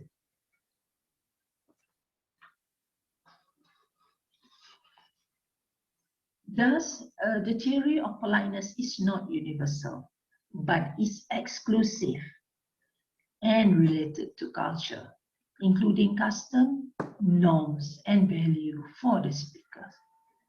So in this case, Malay scholars refute the theory discussed by Brown and Levinson. Well, now I share with you linguistic rules. So linguistic rule is based on Malay grammar. For example, using pronouns, greeting, formal or informal, salutation, etc. First pronouns in Malay, saya or aku, I, or kami, we. Second pronouns, awak, kamu, anda, you, mereka, there. So pronouns are used according to linguistic context. Saya, I, is usually used in formal situation, while aku, I, is used between close friend or informal situation. Salutation, majority population in Malaysia are Muslim, so usually we use Assalamualaikum, or literally translated to good day.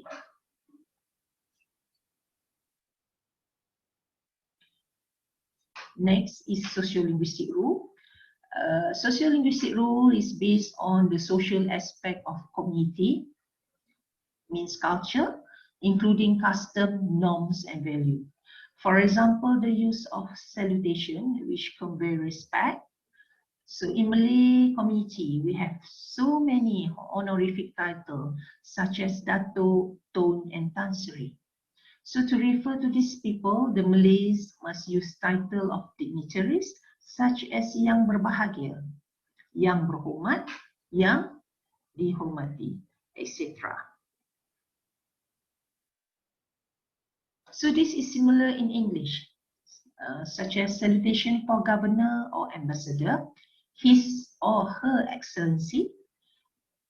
For members of royalty, for royal, we use your royal highness or your highness, or in Malay, we use ke bawah duli yang maha mulia. So in daily life, we use pakcik, uncle, makcik, aunt, datuk, grandfather, whereas in some Western culture, addressing by names are common. So from my experience, when I was in Netherlands, I heard my supervisor's son call him as by names, not by dad or father, and so on. So among speakers, according to Tenas approach, 3 types of language. One is top-down language, bahasa menurun, bottom-up language, bahasa mendaki, and the third one is equivalent language, bahasa mendatar. So in this slide, you can see the diagram, top-down language, bottom-up language, equivalent language. So top-down language is the language used by older people or people with higher position to people with lower position. Bottom-up language, the language used by the younger or people with lower position to older people or people with higher position. Equivalent language, bahasa mendatar, the language used by people of equivalent age or equivalent position. So from this diagram, from your right hand side, you can see the arrow for top-down language, bottom-up language, and equivalent language. So according to Tenas, the purpose of these 3 types of language is for communication to run smoothly between communicators. So in Malay society, we apply these languages in our daily interaction, whether if it between friends, family, or superior. Next, the example for 3 types of language. So top-down, communication between teacher to student or employer to employee. You should study hard to achieve your good result. I need you to complete this proposal by 5 p.m. today. Example for bottom-up language, communication between employee to employer or student to teachers. Sir, may I leave work early today? Teacher, may I go to the washroom?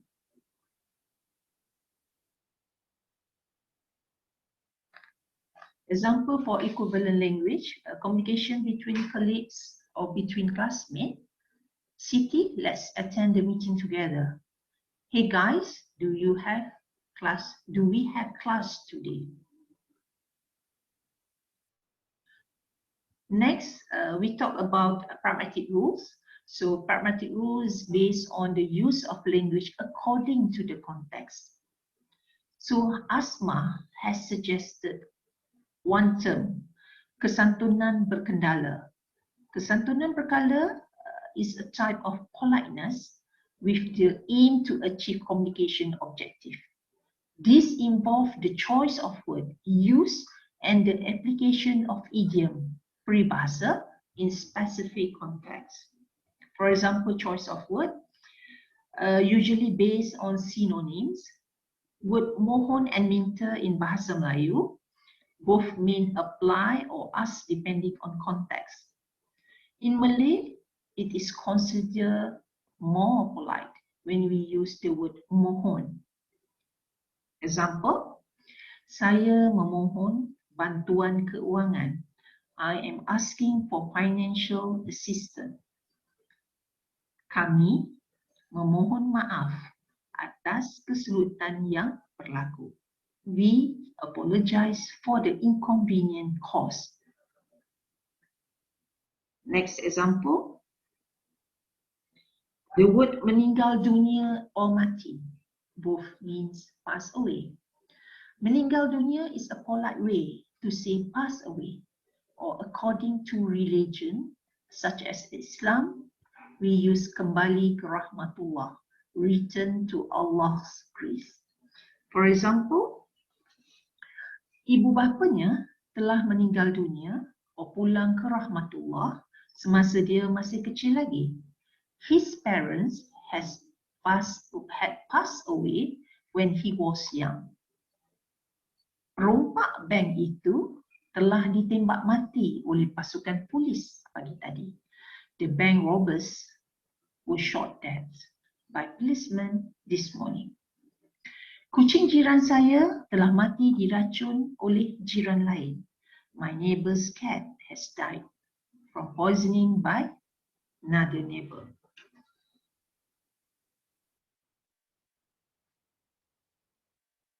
Next, kubu or jiran. The word kubu used for Muslim, jiran is for non-Muslim. For example, mangsa yang terkorban itu telah dikebumikan di tanah perkuburan Islam. The victim has been buried at a Muslim cemetery. Mendiang telah dikebumikan di Jirat Cina semalam. The deceased was buried at a Chinese cemetery yesterday. So we come to pragmatic rules using idioms. Well, idiom is used to indirectly convey communication objective, usually about sensitive issue. For example, kerana nila setitik rosak susu sebelanga. Because of one drop of indigo, the entire pot of milk is spoiled. Means, because of one person, the image of a whole group or organization is ruined. This idiom can also be a warning or advice to look after one's image. Second example, kerana pulut santan binasa, kerana mulut badan binasa. Because of glutinous rice, the coconut milk is spoiled. Because of one's mouth, their body is destroyed. Means a warning to be careful of one's speech, or it will cause them trouble. So the function of idiom. is to create a conflict-free situation between speakers. Because as human, we try to get along with each other as much as possible so that we can live in peace and harmony.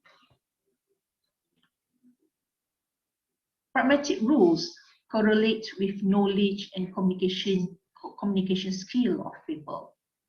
It all depends on how knowledgeable each person about his or her culture, custom, norms, and values. Thus, even as a native speaker, one must learn to be polite in communication. The politeness we practice now for Malay is what we have inherited from the old generation, and some of these rules have not been documented. Politeness for Malay are about dignity. We uphold dignity as an important criteria in our life.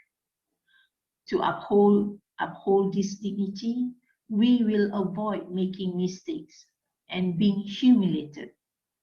For us Malays, if we lose our dignity, it means we will embarrass our whole family. We dislike hearing statements such as, "Whose child is this? Where does he or she come from? Who is their teacher? Who taught them?" and so forth. So in conclusion, that is Malay politeness. It is all about language, culture, including custom, norms, and value. So the last slide is the reference I use for this presentation. Asma Haji Omar, Awang Sarian, Brown Ella Vincent, Jenas Effendi. So thank you for listening to this presentation. I would like to express my thanks to Nusantara Society, International Workshop Committee, and Associate Professor Dr. Evagina Kukushina for this invitation and opportunity. Thank you again. Okay, thank you, Dr. Indirawati. Thank you as well for your contribution into our program. And now I invite, well, Dr. Indirawati is around. Yeah, she's here with us. That's great. Please, dear colleagues, you are welcome with your questions.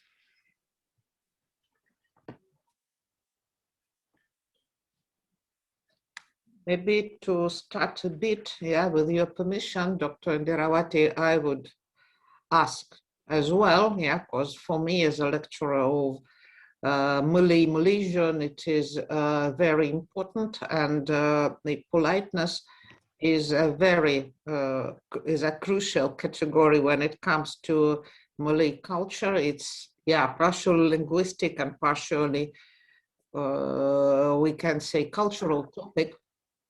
So when it, am I right? Yeah, because I have been, well, following the development of the Malay language, yeah, Malaysian, for quite some time, that whatever are changes, I mean extra linguistic changes, yeah, the system remains rather stable. I mean that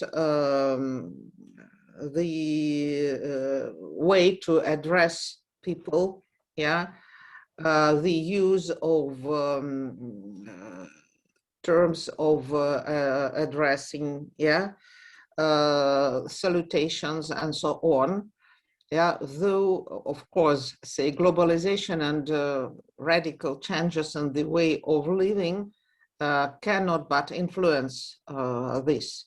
But it seems to me that in general, things remain quite stable here. And I always stress when speaking to my students that they have to use the pronouns the right way when they communicate. The same, yeah, the terms which stand for kinship, yeah, and so on. Well, not to mention titles. I do not see that this, this matter of politeness is somewhat sidelined. No. While, for example, I can see that terms of kinship, well, some of them become rare, yeah. But when it comes to the words expressing politeness, they still have their importance. Well, thank you, Dr. Evagina Kukushina. Thank you for the remarks. Okay, I'm totally agree with you that Malaysian, especially Malay, we still try to practice our politeness in Malay to other people in our communication also. But the problem is the influence of social media. The influence of social media makes younger generation kind of I can say kind of rude compared to old generation. So that's the problem now. But for formal situation, they still practice politeness. Mm-hmm. Yeah, so it seems to me, maybe they can be called rude in some other respect, but actually the process hasn't gone too far so far. Dr. Ndirawati, there is a question from Dr. Victor Pagadayev. Yeah, sure, Dr. Pagadayev. Yes, how are you? Okay. Thank you very much for giving me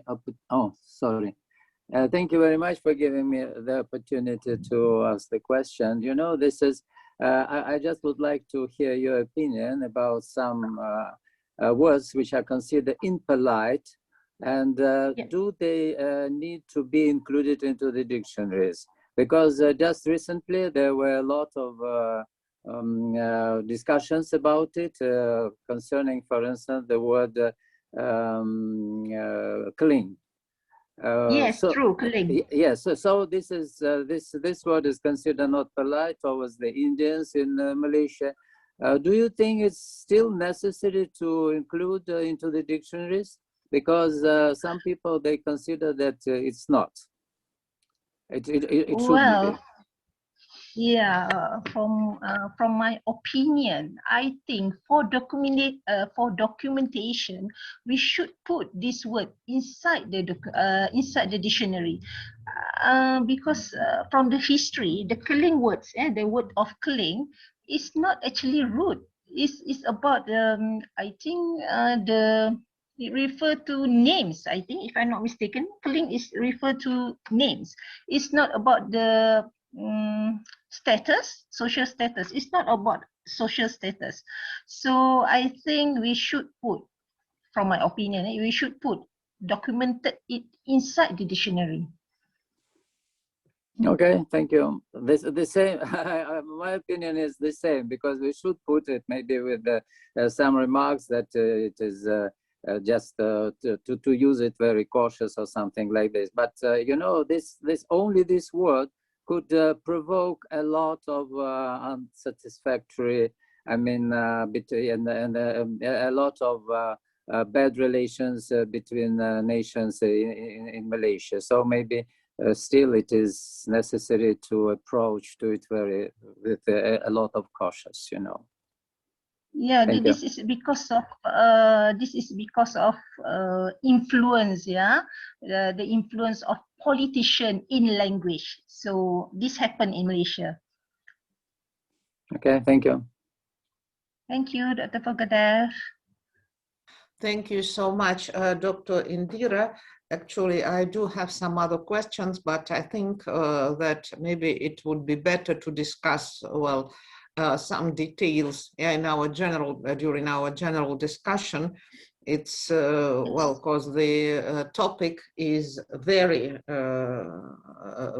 very important, and I think that your theme is very close to the subject chosen by our following speakers, Dr. Also representing University Malaya, Kuala Lumpur, by the way, yeah, Dr. Talebek Musaev and Dr. Jamila Muhammad. It's Daily Greetings Pragmatics of Bahasa Melayu and Bahasa Indonesia. Please, Dr. Talebek, take the floor. Okay, Dobrovodnya. Good afternoon, dear participants. But before entering into the presentation, I would like to share my screen, but it is written that host disabled participant screen sharing. Could you kindly allow me to share? Yes, Give me permission. yes, again, you have to allow the screen sharing. I cannot allow from my part. It's only you. If you can't see the right button, maybe you just make co-organizer, Dr. Talebek, for this. Oh, it's quite. So what should I do? Okay. Yeah, now you should be able. Thank you very much. Yes, now I can.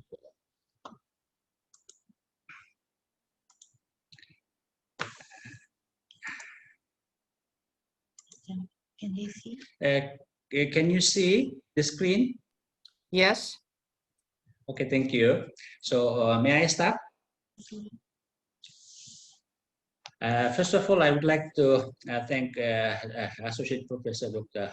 Victor Pogadai for a very kind invitation for this wonderful workshop. And of course, Dobrovodnya.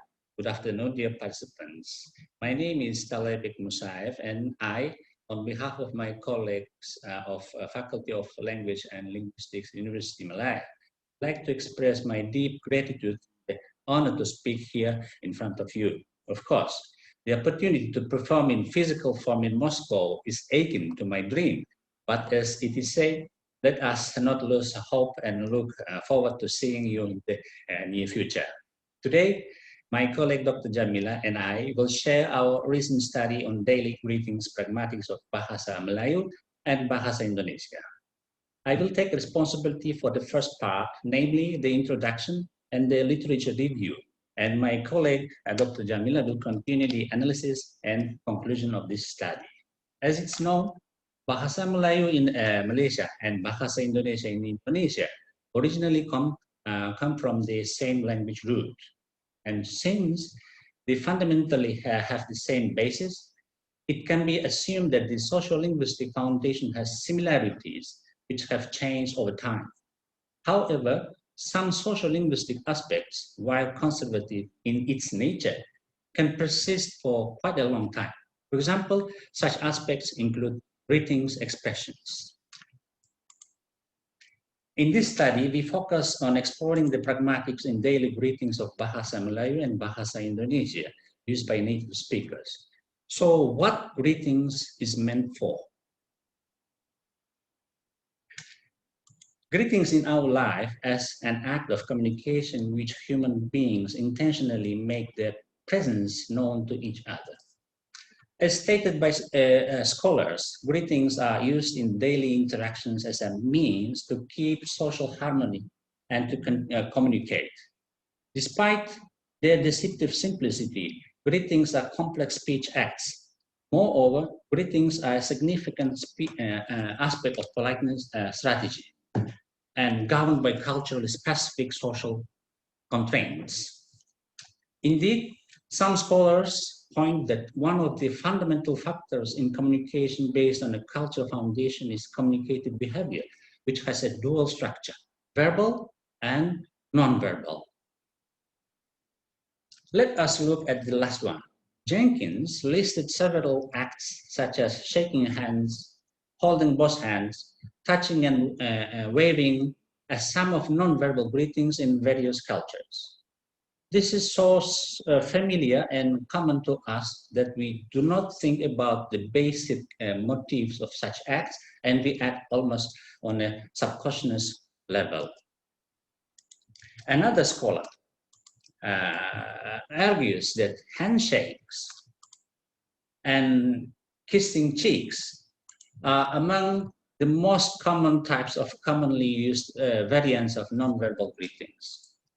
In addition to above, MISA shows some difference in gender interaction, highlighting the tendencies of greeting among men through handshakes, while women do it among themselves less often. Be that as it may, nonverbal greetings have many variations due to the diversity of cultural characteristics of people, and it is not possible to represent all their differences in this presentation. However, in this study, nonverbal characters were not analyzed due to the data collection limitations, which did not allow for this to be observed. On the other hand, verbal greetings are also an integral symbolic part of human relation, colored in various psycho-emotional states. Verbal greetings are short of or long utterances to greet other people or as an introduction to start a conversation. Verbal greetings is seen as an important component of pragmatic competence of those who learn a second language. Greetings are keys for establishing and maintaining contacts, and for language learners serve as a door to the target culture. Verbal greeting used an act of courtesy towards others, greetings in general, and are linked to politeness. Brown and Levinson introduced greetings as a face-saving action based on the demonstration of positive politeness. So, since greetings are an integral activity of a person's speech act, operating with the framework of pragmatics is the most applied aspect in understanding contextual use. Pragmatics is the rules that govern all language systems that give contextual meaning of language in use. According to Todd, the basis of pragmatics is the people in a society use language in different ways to achieve the same result, which is obviously so due to the environmental diversity. However, it depends on pragmatic competence, which may differ at the individual level, but at macro level, language competence is fundamental. Pragmatics competence enables people to use their language skills in order to achieve various general goals, such as communicating, thinking, and remembering in different situations. So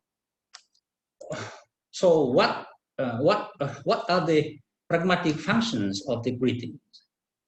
As I noted previously, Brown and Levinson introduced the greetings as a face-saving action based on a demonstration of positive politeness. And Usami adds that pragmatic politeness is a function of language manipulation that helps maintain smooth human relationships. Meanwhile, Armasho emphasized that politeness is a fundamental element of interpersonal communication in all human cultures, adding value to the human culture background.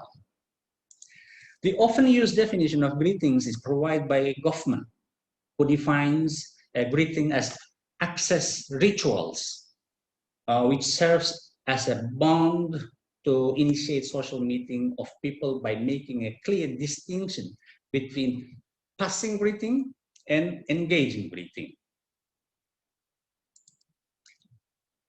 According to him, passing greeting is a non-binding greeting, does not involve social contact, while engaging greeting is accompanied by an appeal of deep interaction. In other words, both functions are like a switch that opens or closes relations. And since there are two different symbols in the language, where the first symbol is the communication and the second is the symbol of culture, the ability to master the context of a speech act will provide effective and efficient communication.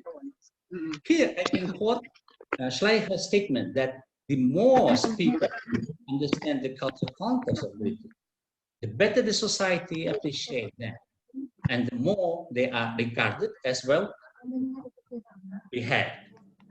Now, what we have become comfortable with the general conclusion of the previous studies, we can finally pay close attention to the pragmatics of greetings in Bahasa Melayu. And First of all, it should be noted immediately that the greeting in Bahasa is correlated with the manifestation of politeness, as said by Ahmad. In other words, the Malay greetings is expressed through courtesy or politeness. On the other hand, the pragmatics of greetings in Bahasa, according to Roswati, are similar to Chinese politeness in terms of friendliness and intimacy. What is the real situation? We will try to answer this question in the next part of this presentation. This study employs a qualitative research approach. The first research method used for this study is a discourse completion test, questionnaire with social scenario as a prompt as proposed by Blum-Kulka. And now, with your permission, I would like to give the floor or screen to my colleague, Dr. Jamila, who will show the analysis and conclusion of the study. Dr. Jamila, please, the screen is yours.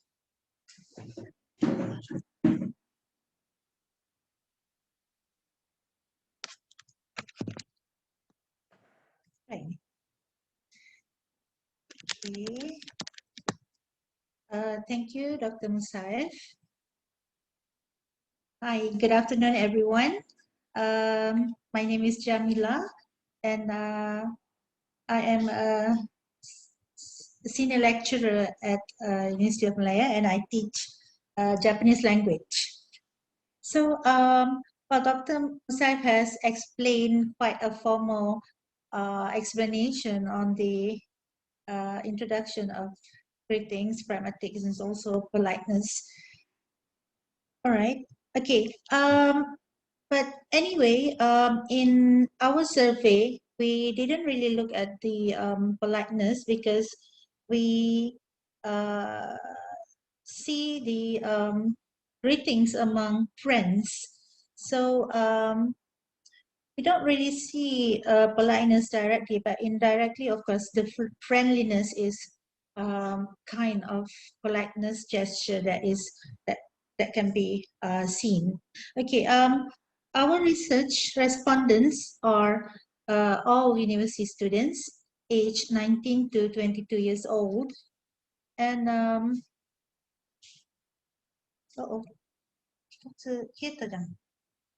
sorry, I think one page is missing here, that the students are 50 Malaysian students and 50 Indonesian students, and they're all university students at about the same age, from 19 to 22 years old. And as Dr. Musaif explained just now, we use discourse completion test, or DCT, and since the students in Indonesia is far and we couldn't go and reach them there, so all DCT tests were conducted through Google Form. Well, two hypothetical situations were provided in the survey, in which respondents were asked to provide greetings which they deem most appropriate. Situation 1 was meeting a friend of the same gender during lunch at a university cafeteria. And situation 2 was meeting a friend of the same gender hanging clothes or laundry at the hostel. So these are two situations that we decided to look at. And these situations are common, I think, we think, among university students in Malaysia and Indonesia. Okay, we use our model that were published in 2020. This is a model greetings, and this is our framework also for today. And the data that we have could be categorized into 6 patterns. First is formal greetings. What kind of things that are listed as formal greetings? First is good morning, yeah, selamat pagi, assalamualaikum for Muslims, yeah, good afternoon. So this kind of this kind of greetings are all considered as formal greetings. Next, number 2 is informal greetings. Informal greetings like the short form of like good morning, just morning, yeah, pagi, hello, hi, yeah, and then we have casual greetings. The third pattern is casual greetings like hey, oi, yo, and this among youngsters they used to use this. So this is called casual greetings in our study. And then address greetings where they call the names of the interlocutors, yeah, the friends, so they just call by name. And fatigue greetings is actually greetings like how are you, have you eaten? Yeah, have you eaten is interesting because in Malay is say sudah makan. Well, the meaning is have you eaten, but actually this has nothing to do with whether they are interested, whether you have eaten or not, but it's just a greetings, just like to say hi. And the last one is situation focused greetings, where this is a contextualized or individualized phrases or questions in specific settings or situations. So these are the 6 situations, yeah, of greetings patterns. Okay, so for the findings, as all of us know that Malay language in Malaysia and in Indonesia are considered as similar language, but there's some differences, yeah. So I wanted to see how the pragmatics differences, whether they exist or not, and into what extent. But since we have the data quite late, so I couldn't do the details of analysis, but I just go through with what we are having. So the findings show that in both situation 1 and situation 2, Malaysian male students as well as Indonesian male students and female students have a tendency of using more situation-focused greetings. So they like to give a greeting based on the situation that they are having right now. So for example, the first one, okay, I wrote MM, this means Malaysian male. So Malaysian male, and this is my sample number 1. Makan apa tu? Makan apa tu is what are you eating? What are you eating? So because this is a station at the cafeteria, so this is simply like that. What are you eating? And the second one is IM, means Indonesian male, and sample number 14 is written habis nyuci bro, means have you finished doing laundry? Yeah, so because this is the situation during hanging clothes, so he asked whether his friends have finished doing laundry. And the other one is IF, means Indonesian female, sample number 18. Cuacanya panas ya, means the weather is hot, right? So there's no such greetings like hello, hi, good morning, or such, but they focus on the situations. Yeah, and this is common in my data among Malaysian male students, Indonesian male students, and Indonesian female students. So what about Malaysian female? So, oh, sorry, before that, other than that, we could also see a combination of informal greetings and situation-focused greetings, and these are quite noticeable. So, as I mentioned before, they like to use situation-focused greetings, but in front of it, there's informal greetings included, like, hey, selesai nyuci ya, means like, hey, you have finished doing laundry, right? And hi, lagi apa di sini, means like, hey, what are you doing here? And then, hi, boleh saya makan sekali? Hi, may I join you eating? And oi, udah makan belum? Oi, have you eaten or not? So this kind of things means informal greeting plus situation focused greetings. So these are also noticeable. Okay, And how about Malaysian female? What do they use commonly in this data? So we found that the most used greeting is informal greetings. Yeah, so like, and informal greetings is simple, like hi, hello, just like that. Yeah, so they prefer just to say hi or hello. Okay, further analysis showed that more Indonesian students use expressions that were casual and quite unique. And I can say that they sound more friendly than Malaysian students.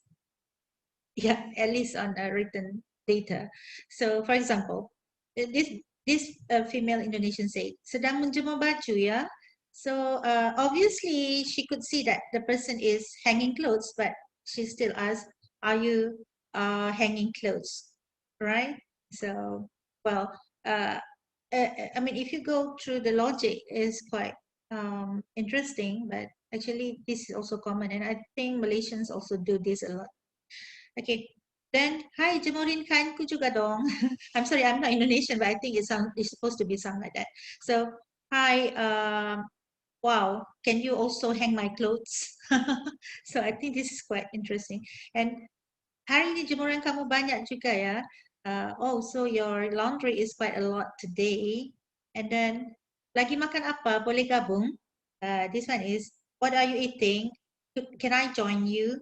So I could see that Indonesian students write more and their greetings are more friendly and some are unique, like this, are you hanging clothes, when she obviously see the friend is hanging clothes.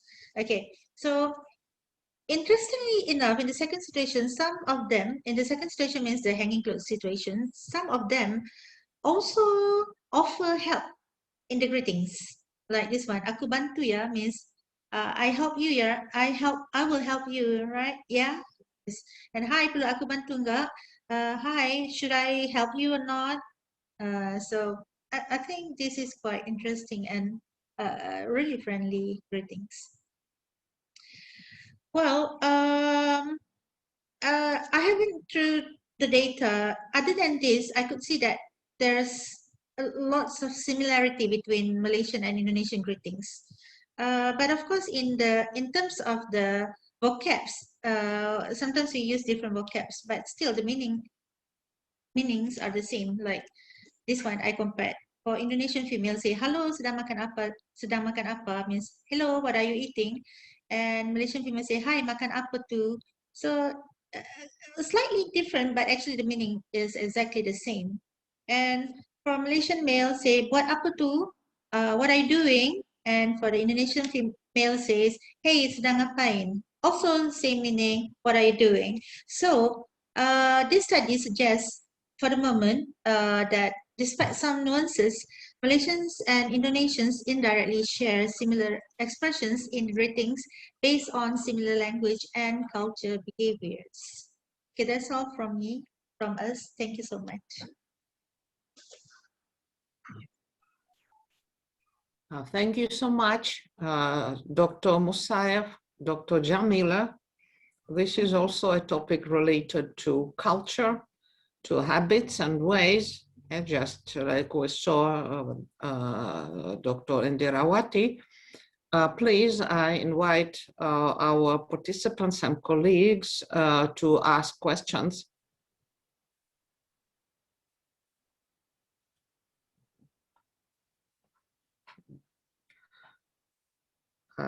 Maybe before someone asks something else, I would ask, well, you mean that, well, as I understand, Malaysian students received a set of questions or a situation description, yeah? And the same way Indonesian students. Right. Was there, well, was there maybe some difference in approach? Yeah, because, well, my general impression of Malaysian students was that they were quite quite friendly as well, if we speak about friendliness expression. And though I was a lecturer, but there were situations when, for example, someone sees me from behind, I'm carrying something, and well, someone is running from behind saying, probably say, tolong. Yeah, so also engaging in, say, an situation-centered greeting, yeah, but also quite helpful, being, it's difficult for me to invent, say, any particular examples now, not to invent, but maybe to recollect. But I noticed that they get engaged into conversation quite easily and quite friendly. Yeah. So I mean, is it possible that maybe the context, say Malaysian and Indonesian participants were introduced to the situation was slightly different, and maybe there was some kind of different understanding or so? Okay, thank you very much. Madam Eugenia. Okay, thank you, Dr. Eugenia. Well, actually, you have pointed out a very important part in this study, actually. This is the difficulties that I have faced because, okay, in terms of approach, I think there should be no problem because both were approached by Google Form. But the language is the major barrier, actually. So I have my counterpart in Indonesia actually has to amend my questionnaire to Indonesian language in order to the students to understand exactly the same and to answer as the same as Malaysian students. Right. Well, I agree that Malaysian students also are very friendly, especially to their teachers and to elder people. And I'm sure they also are friendly to their friends, but it seems that there is a tendency of youngsters now don't really communicate with words a lot. I don't know, because maybe they have been using lots of gadgets and all that, so they have less words in communication. But I'm not sure, because my study is based on what is written. So, well, it's obviously that Indonesian students are more keen to write more in the greetings. Thank you. Thank you, Dr. Jamila. In any case, this is a very interesting problem. Yeah, very interesting topic. Any other questions, please? Yeah, may I ask a question? Yeah, Dr. Bacalano, of course. Thank you very much for your most interesting reports, Dr. Jamila and Dr. Talaibek. And my question is to any of you, or both of you, as we have here not only scholars of Malay Indonesian studies, but also students of Malay Indonesian studies, maybe you could give them sort of a tips on the following situation. What kind of greeting or phrase should Malay language students avoid while in Indonesia? Maybe there is sort of false cognates that are not interchangeable in these two states. Could you think of something like this that is not accepted, for instance, in Indonesia, but Malay and vice versa? Okay, thank you so much for the question, but I really sorry because due to the sound problem, I couldn't really catch your question. May I ask you to repeat it once more? So we had a connection problem now, and your distraction was somehow went into echo. Echoing. Okay. I think the echo is because maybe you are close to each other, Dr. Talaibek and Dr. Jamila, maybe because of this. And one of you should better mute your voice if you are in the same room. If not, then I don't know what's the problem. So my question is there any greeting phrase which is, for instance, accepted in Malaysian Malaysia, but should be avoided or is out of use in Indonesia and vice versa, which are cognates, but they are not interchangeable. Thank you very much, Ekaterina. That is a very interesting question. That is supposed, I mean, that is what we would like to know. So, unfortunately, in this data, I couldn't see. I mean, I couldn't see vice versa. But I like if in Indonesia, I mean, I could see the Indonesian greetings, whether it is acceptable in Malaysian or not. But in the other way around, I don't know. But I am sure the situations develop, there will be more situations and there will be things, especially in terms of words, yeah, vocab level that is actually cannot be accepted in each other languages. For example, there is one word in Indonesian say gampang.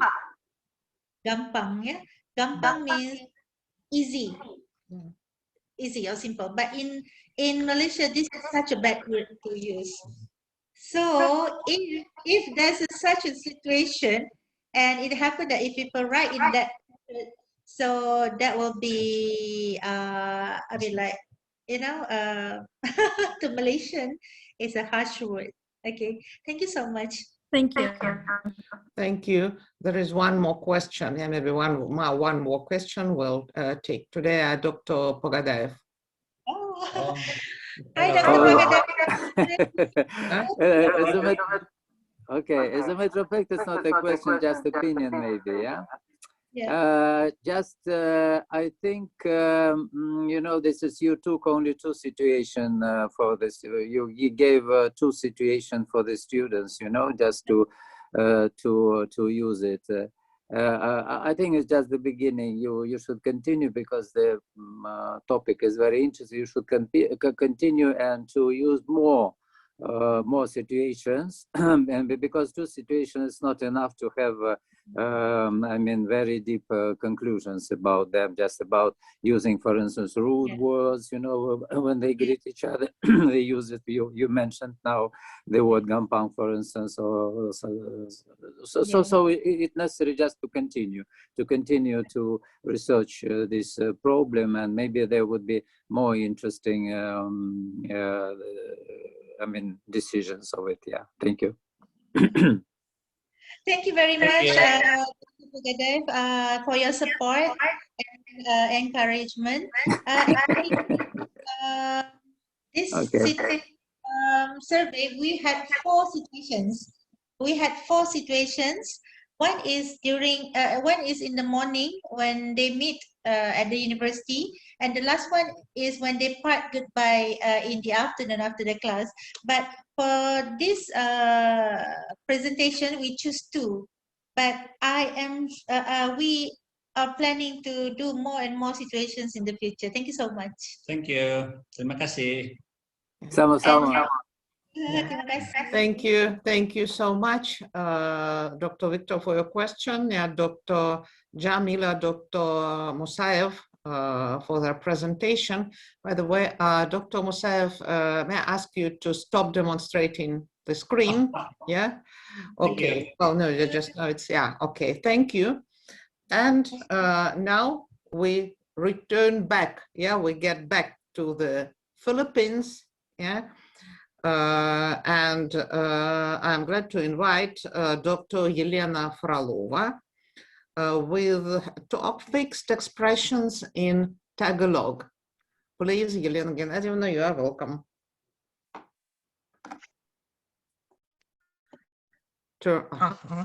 Thank you very much. Good afternoon, everyone. I would like to say a few words about Tagalog fixed expressions. So I'm quite sure that every person whose interests are connected with the language realizes the importance of knowledge and understanding of fixed expressions, both in a native and foreign language. You can't avoid using and translating them in all kinds of language activity. And at the same time, you should be very careful using them in a foreign language because sometimes they can be informal, humorous, for example, or ironic, and include an element of personal comment on the situation. Speaking of fixed or set expressions, I mean word groups consisting of two or more words whose combination is integrated as a unit with a specialized meaning of the whole ensemble of the expressions where the meaning of one element is dependent on the other, irrespective of the structure and properties of the unit. This type of expressions includes idioms, proverbs, and sayings. Such phraseological units appear on the basis of metaphoric representation of reality that mainly reflects everyday empirical, historical, and spiritual experience of the native speakers, united with their cultural traditions. So, fixed expressions in any language comprise culture, language, and world vision of a nation, and it's impossible to speak about profound knowledge of a language if you don't understand and can't use fixed expressions that can be found in all types of texts. On the other hand, linguists understand that besides reflecting the world, a language plays a significant role in shaping our thoughts, in modifying our perception, and in this way in creating reality. This idea was stated in linguistic relativity hypothesis, well known as the Sapir-Whorf hypothesis. It implies that the speakers of different languages think and perceive reality in different ways, and that each language has its own worldview. So Tagalog fixed expressions show the way of living and concepts of the Filipinos. They preserve and at the same time shape Tagalog view of the world. Besides that, they of course reflect universal human values. They comprise cultural connotations, including generally accepted notions and opinions. That's why we can often find that one and the same word in different languages has the same metaphoric meaning. For example, both in Tagalog and Russian, the word bukas or open is a positive characteristic of a person. And the word snake or ahas in Tagalog is treacherous for both the Russians and the Tagalogs. So we can find in Tagalog such set expression as ahas sadamu, if we translate it literally, a snake on the grass, meaning treat a betrayer. Sometimes metaphorical meaning of a word can be quite different and even opposite in Russian and Tagalog. For example, the dog Aso, which is true and reliable friend in Russian, is an animal which is considered to be insincere in Tagalog.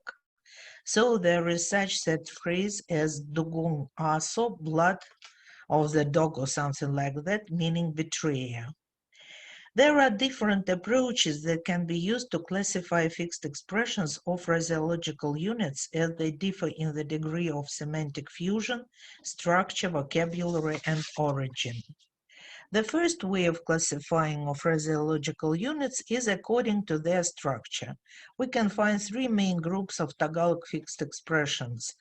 Nominal phrases, for example, ahas nasawa, snake, satiated, unfair, traitor, betrayer, deceiver, something like that. Verbal phrases, magbilang ng bituin, to count stars, if we translate literally, meaning to eye, love, to dream. And adjective phraseological units like makapal ang bulsa, literal translation, thick, heavy, stout pocket, meaning rich, having much money. The second way of classifying of phraseological units is based on their origin. We can see that the main part of the stock of the Tagalog phraseological units is original. They reflect different spheres of life of a Filipino and Philippine community. But there are also set expressions that contain loan words and adopted concepts. The origin of set expressions is often connected with the material sphere, labor, family life of people. For example, Kung ano ang itinanim ay siyang aanihin. What you plant, it will be gathered in the harvest. Some set expressions are connected with different traditional types of activity. It can be handicrafts, fishing, weaving, trade, smithy, and others. For example, such simile, parang lagari, literal translation like a saw, meaning here and there. Or proverb, pagbagahin muna bago mo pandain kung hangat na bakal ay iyong tuwirin. First bring to a great heat before forging, if your aim is to straight metal. So we can translate in Russian, strike while the iron is hot. O hari kaman o sangano, yuyuko karin pag-utas ng barbero. If you are a king or idler loaf, for you will bend if a barber tells you. Many set expressions reflect observations on natural phenomena, animals, and plants. For example, gaano man ang tibay ng piling abaka ay wala ring lakas kapag nag-iisa. Though one chosen plant of hemp can be firm, but it can't be strong if alone. O hindi magbubunga ng santol ang mabulo. Persimmon will not produce santol fruit. Some expressions are connected with manners, customs, and traditions, beliefs, and religion, norms of public life, and code of morals. For example, walang utang na loob, not having an internal debt, means ungrateful, thankless, o pag ang buhay ang ingutang, buhay din ang kabayaran. If life is borrowed, one will pay off also by life. They can be based on works of fiction and folklore or Bible. I'll give only one example. It's the names Floranta and Laura, which are the names of main heroes of the famous Philippine poem Floranta and Laura by Francisco Balagtas. So these names means lovers. Some examples of loan words in set expressions. Only two very short. Wala pa sa edad, to be underage. Edad is a loan word from Spanish. Na sa edad na, to be of age. And they can, fixed expressions also can contain adopted concepts. For example, sa madaling sabi or sa maikling sabi, in short, briefly, in a few words, such a phrase as sahirap at ginhawa, in trouble and happiness, ikapitong langit, seventh heaven, or mabuting Samaritano, the good Samaritan from the Bible, meaning always a person who is always ready to help. The third possible classification of phraseological units was worked out by famous Russian linguist Viktor Vladimirovich Vinogradov in the 40s of the 20th century. It is based on the relationship existing between the meaning of the whole unit and the meaning of its component parts. The degree of integration of components is correlated with the rigidity, indivisibility, and semantic unity of the expression, for example, with the possibility of changing the form of the order of components and of substituting the whole by a single word. He suggested three types of phraseological units: phraseological fusions, phraseological unities, and phraseological combinations. The first one, phraseological fusions, represent, as their name suggests, the highest stage of blending together. The meaning of components is completely absorbed by the meaning of the whole, by its expressiveness and emotional properties. The meaning of the components has no connection whatsoever, at least synchronically, with the meaning of the whole group. Phraseological fusions are specific for every language and do not lend themselves to literal translation into other languages. I'll give only one example from the Tagalog language. it's Maktaingan Kawali. So if we translate literally, to listen frying pan, means to pretend to be deaf. The second group is phraseological unities, which are much more numerous. They are clearly motivated. The emotional quality is based upon the image created by the whole, as for example in Utak Alamang or Utak Alimasag, literally brain plus a type of small shrimp or crab or a type of small crab, meaning stupid. The example reveals another characteristic of the type, namely the possibility of synonymic substitution, which can be only very limited. Phraseological unities are, as a rule, a higher degree of stability of the lexical components. And the third group in this classification is phraseological combinations or phraseological collocations. They are not only motivated, but contain one component used in its direct meaning, while the other is used figuratively. For example, abot kislap, we can translate it literally possible to be reached plus the word flash or outburst, meaning in one instant or moment. Abot kamai, so the same possible to be reached plus hand, at the distance of a stretched hand. The mobility of this type is much greater. The substitutions are not necessarily synonymical, but limited. And these habitual collocations tend to become a kind of cliches, where the meaning of member words is to some extent dominated by the meaning of the whole group. Due to this, phraseological collocations are felt as possessing a certain degree of semantic inseparability. Though this classification was worked out for fixed expressions in Russian, it can be also used for analysis of fixed expressions in other languages, including Tagalog. And the last research that I have read, maybe it's not in fact the last, but the article was written anyway not long ago by our linguist from St. Petersburg, Sergei Klemenov. He published an article speaking about humans in animal terms, animal metaphors in Tagalog, where he collected 342 Tagalog animal conventional figurative units with 102 different animal names used in them.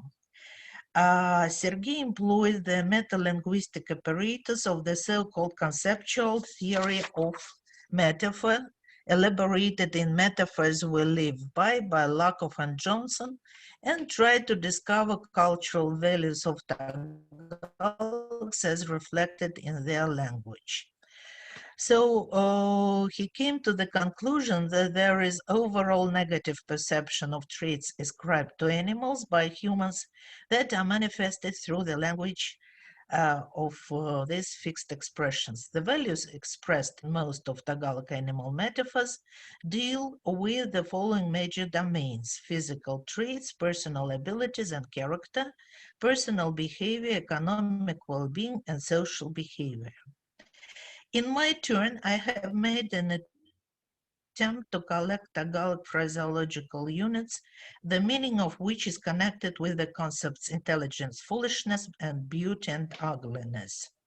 I included in my list all three types of phraseological units of Vinogradov's classification, so it means idioms, proverbs, and sayings. The whole number of the phraseological units that I have found is not very big. It's a little bit more than 100, 104 in fact, and 4 in fact. And the analysis shows the following. The number of phraseological units with such negative characteristic as stupidity appears to be the most, 32 among these 4 groups. According to the degree of integration, most of them are phraseological fusions, 12.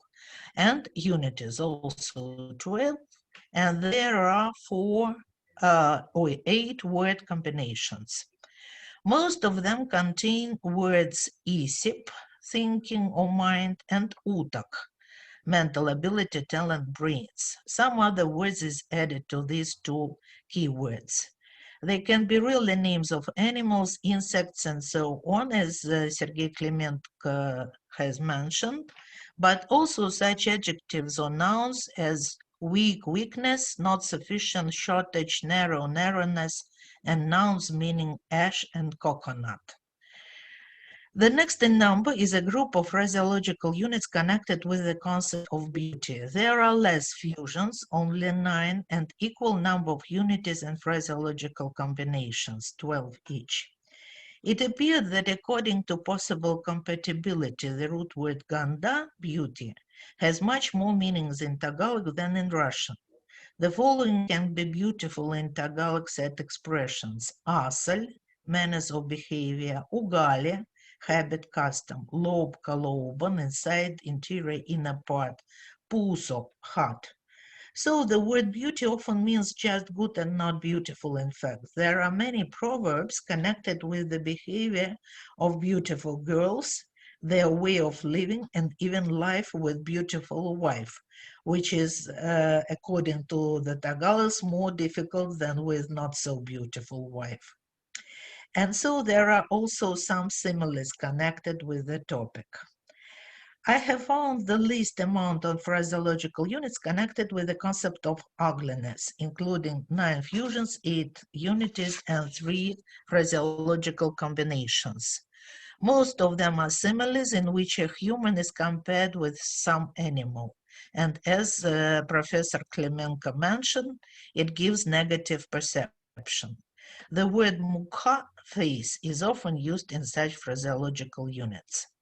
And the last group, 23, is connected with the concept of intelligence, 10 phraseological combinations, 8 unities, and 5 fusions. Most of them also contain the root word isip, thinking mind, and utak, mental ability, talent, brains. Sometimes the word ulo, head, and some nouns or adjectives giving positive characteristic. So this short research shows that the Tagalog fixed expressions are extremely various and different approaches can be used for their analysis. They can show us different ways of acquiring and reflecting it. They are just waiting for an attentive and interesting researcher. Thank you very much for your attention. That's all. Thank you, Dr. Elena Frolova. Thank you so much. Of course, these types of expressions are very attractive, and I think that, well, some questions will follow. Please, dear participants, you are welcome to ask. Yeah, please, Dr. Stanikovic. Maybe everybody Thank you it for already. And I would like to thank Professor Klemenko, because it's the first time that I meet him, and I have used so actively his article, and hope that in future maybe we'll find the way of some collaboration and cooperation. I mean, scientific cooperation. And let us wish you that you publish it eventually, because it's such a pity that such a good papers has not yet been published. That's a pity. Yeah. Okay, there is a question from Dr. Stanikovic. First, I want to thank Dr. Yelena for a very interesting presentation. And I want to pose a question not only to her, but also to our Philippine colleagues. Could you recommend any studies of Philippine literature, regardless that of Spanish period or later English language literature, with a special interest to those kind of sayings, proverbs, fixed expressions?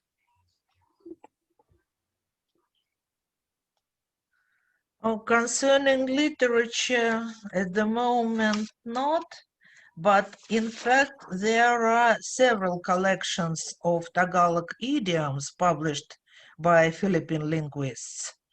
And I have got some of them.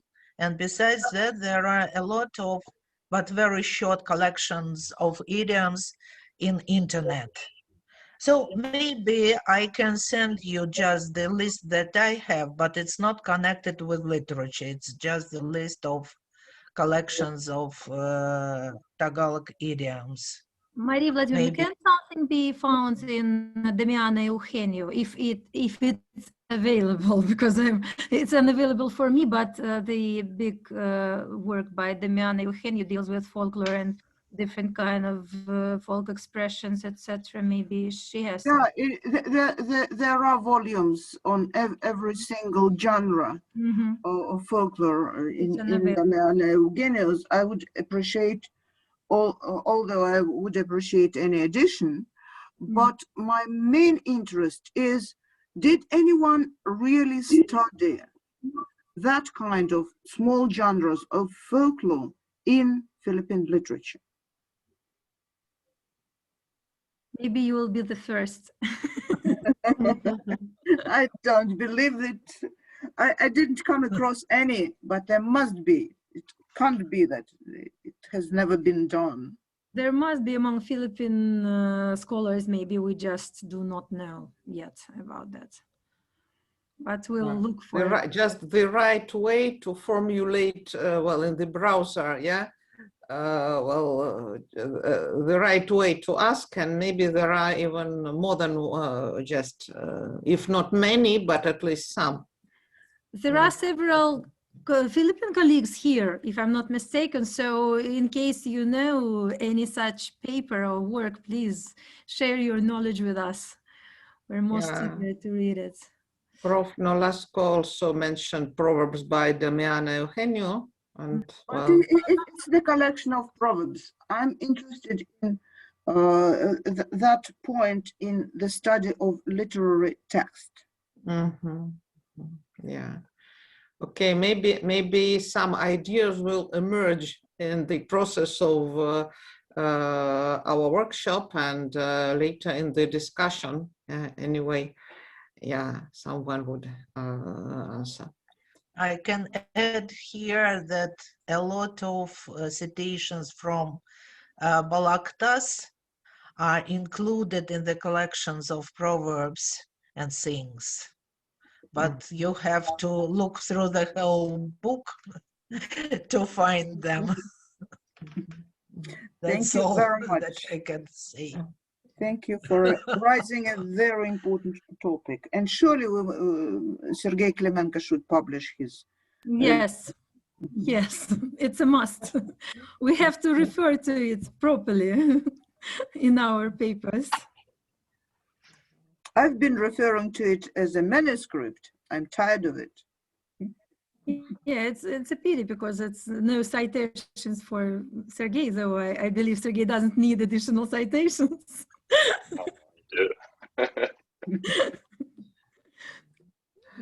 Okay, Professor Nolasco also remarks that there are volumes and volumes on local languages, and that's true, but as I understand here, the question was not exactly on language studies, but on literature, including probably pieces of recorded folk lore, yeah, containing these types of fixed expressions and the like, yeah, okay, or probably studies upon these texts. Absolutely.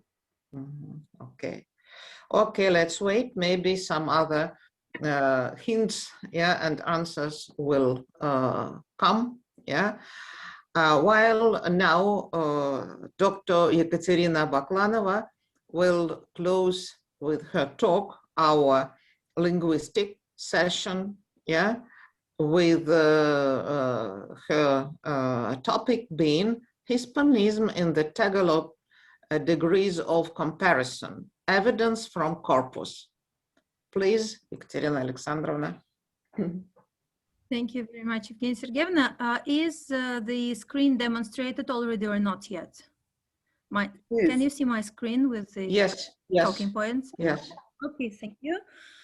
So I'll try to proceed on this, and please stop me if I transfer the time limit.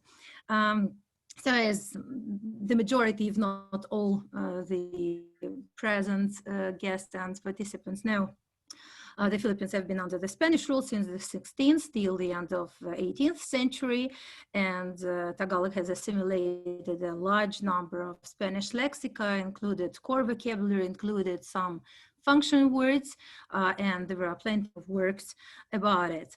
And even this Spanish layer has been influenced afterwards since the 20th century due to a large-scale Philippine English bilingualism. So we have such things as Hispanization of English lexica, Anglicization of Spanish, previously borrowed lexica, etc. And I attempted to assess the influence of Spanish borrowing on the degree formation in Tagalog. And for this, to see some quantities, some frequencies, etc., I've employed two corpus data. One is my rather small or very small text corpus crawled from the Philippine news websites, Abante and Philippine Star, and from some fiction and non-fiction of the Likan literary journal, dated through the years 2005 to 2015, and this is actually the volume of the small corpus. And the much larger corpus, Leipzig corpus of Tagalog, which is available online, and it will be given in the references. So the category of comparison is defined, for instance, by Garshenin as the assignment of relative degrees of some property to more than one entity with a focus on the relation between these degrees. So the relation is also very important here. The following terms will be used here, which are based on the works by Thomas and Crystal Stolz and Maxim Garshenin. And the terms are illustrated on two examples from Spanish, since we're dealing with Spanish influence on Tagalog. So the first, prototypical comparative construction, Maria es más linda que Luisa. And we have here the comparee, which is called topic, the degree marker, which is actually marking the degree of presence or absence of some property. Then the adjective is called parameter. It's the essence of the property of comparison. Ke here is a relator. This is a marker of the grammatical function of the standard, and the standard is what is the thing or person to which we compare our topic, against which we compare our topic. And another construction, which is also usually called comparative, Maria es muy linda, and actually it's a sort of elative construction. Because here we do not have any specific standard of comparison, and this muy linda, more pretty, I'm sorry, the translation is incorrect. It must be very pretty, and this is the essence. Yeah, I'm sorry for this typo. So muy linda is very pretty, and it means that there is no specific comparison here. It just means some parameter to a very high degree. And to describe the paradigms of Tagalog degree constructions, it is rather convenient, in my view, to follow this attempt. And this approach has been employed by Dr. Gennady Rachkov in his paper of 1981. Where he distinguished between comparison degree constructions and quality degree constructions in Tagalog. And so, following this approach, we can say that the comparison degree constructions in Tagalog are as follows. Of course, the majority of constructions are dealing with comparison of inequality. Superiority, relative superiority is the comparative construction itself. More parameter, more adjective, for instance, than something, more quality than some standard. Absolute superiority construction is, of course, superlative, the most, and we can also say, basing on my data and basing on the previous data, that there is a certain inferiority, relative inferiority construction in Tagalog, which is more frequently it is expressed through the construction hindi gaanong permita, and then relata sa or kaysa and standard. Literally can be translated as not so permita, for instance, not so much nice, not so much clever, etc.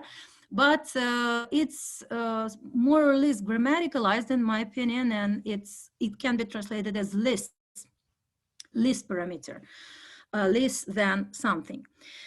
I haven't found any superlative inferiority constructions in Tagalog. I believe there is none.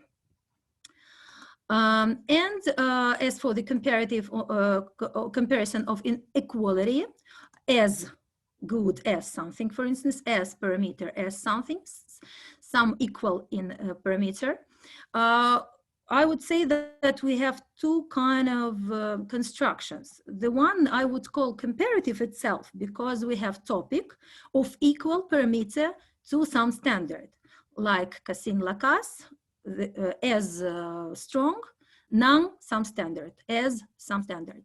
But another construction is a sort of reciprocal construction, where where a standard is not mentioned, and we just have two or more topics, two or more persons, for instance, or objects of equal parameter, and then another construction is used with with certain group of prefixes.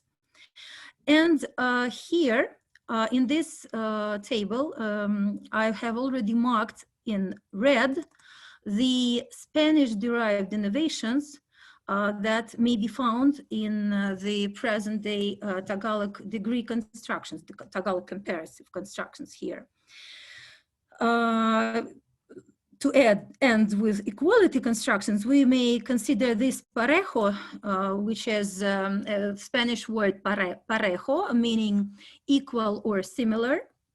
And it's used in the same sense in Tagalog, but it seems to gain some kind of grammaticalization, in my opinion, because it has started to be used in reciprocal comparison of equality.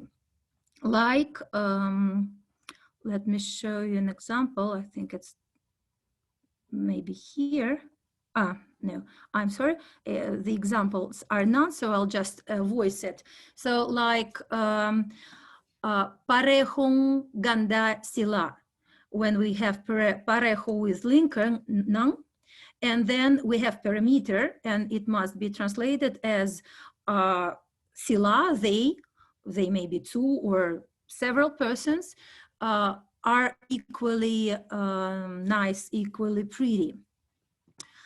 So it seems that the Spanish word parejo adds to the paradigm of comparison of equality in Tagalog, though basing on the data from Leipzig corpus and my small corpus, they are not frequent. I found just a handful of such examples.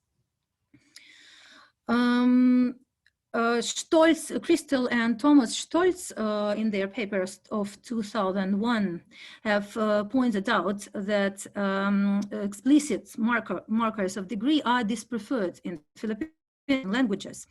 Indeed, as we can see in this table, the first construction in relative comparison here lacks degree marker.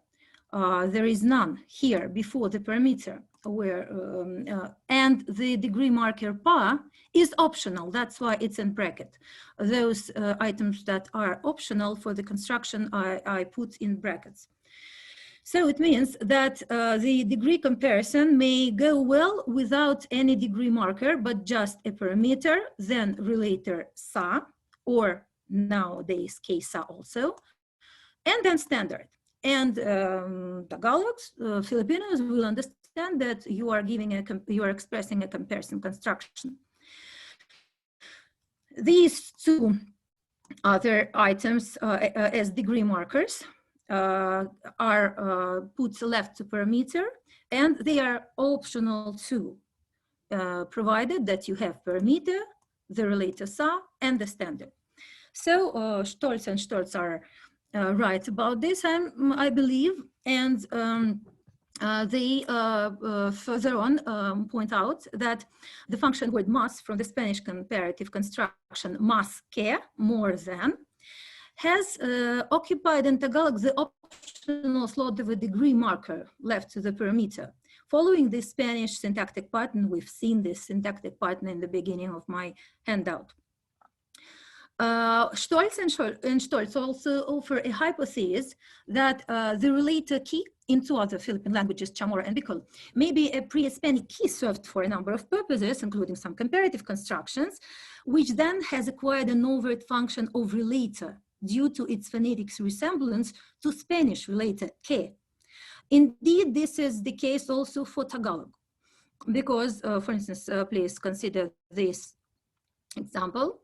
And we see that we can use instead of sa the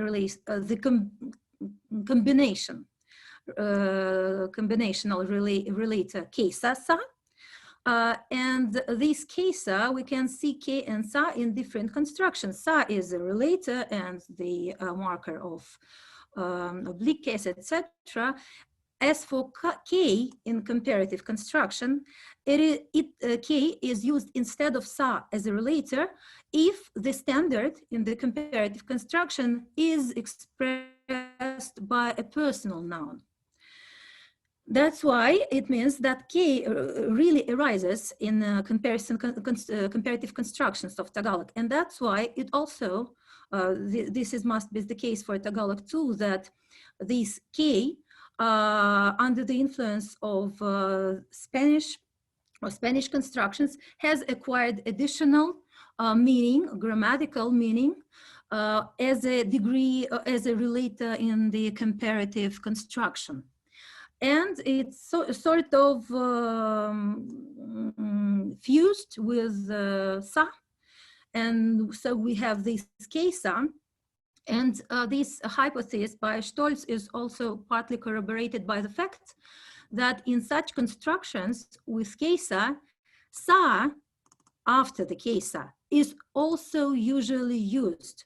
So Filipinos retain the obligatory relator sa, and sometimes, more frequent now than before, use kesa in addition to this obligatory relator sa. So we have kesa sa. Nowadays, the corpus data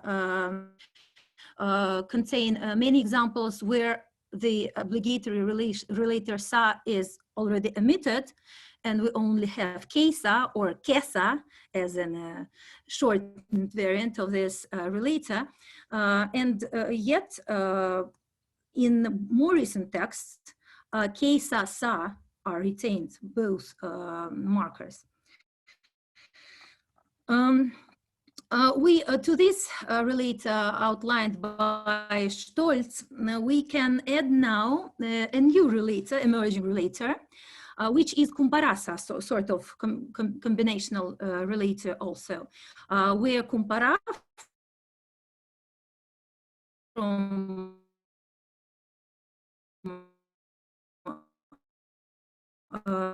Spanish comparar, together it's also used as the relator then, or as the can you hear me? Can you hear me? Yes, yes, we can. Because the computer says that the internet connection is unstable. And in my opinion, it is a calque from the English construction compared to this comparasa, in my opinion, is emerging because it's only emerging in the contemporary texts. I haven't found it in more recent literature of 1920s, say, and there is none such combination in, for instance, sample text by Bloomfield. So it seems to be the result of English due to the Tagalog English bilingualism influencing the constructions. So this has now been gaining popularity as a relator, in addition to Keisa, Sa, etc. So there is some examples of this. I won't stop on this. Mas as a degree marker has become very frequent in Tagalog. It has been mentioned and pointed out by many scholars, starting from John Woolf or even earlier, maybe Lopez, and Schachter and Dotanis also says about it. The data of my small text corpus, I just wanted to see the distribution of this Spanish-derived degree marker Mas and the native degrees Lalo and Higit. So Mas is the most frequent really in my small corpus. It's 177 hits in the comparative constructions, in comparison to Lalo as degree marker, which is only 7 hits, and Higit is very infrequent. It's just 2 hits. And in the bigger Leipzig corpus, Mas also ranks very high. It ranks 64, more than 20,000 hits. And Lalo and Higit as degree markers also show low ranks, only 500 hits each in comparison to 24,000 hits of Mas. I've checked the sample concordance of the first 700 contexts with Mas in the Leipzig corpus and have looked for comparative constructions with adjectives in it. And the construction Mas, then parameter, and then Keisa as relator is the most frequent construction, which is more than 100 hits. Mas parameter with comparasa are just few constructions, 15 hits only. And I believe Stolz has already pointed out to some cases of redundancy or double marking of degree that he attested in Bicolano, and I've attested it in Tagalog, basing on these corpus data. So where in addition to the native degree marker Pa or Higit or Lalo, the natives add Mas as another degree marker. We have examples of such constructions here. Example, this one with Mas and Pa. Then in the inferiority construction, comparative construction, Hindiganum, not so much, less. Also, Mas is sometimes used, though the cases are infrequent, basing on the Leipzig corpus. Mas Hindiganum Keisa, not, which is also means less parameter than. So this Mas does not add any additional semantics here. Here is another example of inferiority with double marking of degree. I've marked 2 degrees here. And even in the superlative construction with the prefix pinaca, which is the marker of superlative degree, I found 2 hits in the corpus where Mas is also employed. So I think it indicates that a further grammaticalization of Mas is being grammaticalized from a specific relative superiority degree marker towards the status of a general degree marker obligatory. Am I heard? I'm sorry, again, some problems with connection. Do you hear me? Yes. Okay. Yes. Some general degree marker obligatory for any type of comparative constructions. Maybe based on this frequent use of Mas, that Filipinos feel that they have to use this Mas to mark the comparative construction. So this is my idea about it. So this is the, another example for parejo. And we'll proceed to quality degrees for the sake of time. Quality degrees, not comparative, specific comparative construction, but quality degree construction, basing on the approach by Rajkov. The Hispan is medio, average, demasiado, from demasiado, too much, and sobra, as excess, surplus, are used as intensifiers. They have complemented the quality degree paradigm of Tagalog. And this is a table explaining this paradigm. Of course, there must be another column of positive neutral degree, but as there is nothing interesting for my report here, so I just put here that, of course, there is a positive neutral degree as base for these constructions. So in moderative degree, with the semantics rather, or to some extent, there are two native, one and second native constructions. And as the additional third construction marking moderative degree, we have medio plus some parameter, which in rather, for instance, intensive degree part, we have two constructions, one meaning very much, just elative construction, and another meaning too much, some excessive kind of construction. For the very much, for this kind of construction, there is no Spanish derived innovations, but for too much excessively, in addition to the native lubha plus linker plus parameter, we have now demasiado plus linker plus parameter and sobra plus linker plus parameter in the same meaning, too much, excessively, too much, some parameter. And this is the impact of Spanish on the quality degree constructions in Tagalog. I've just checked some number of tokens basing on my small corpus for this.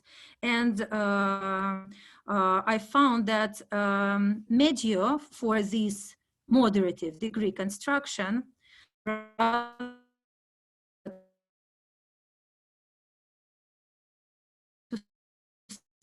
some extent, medio, native constructions on T.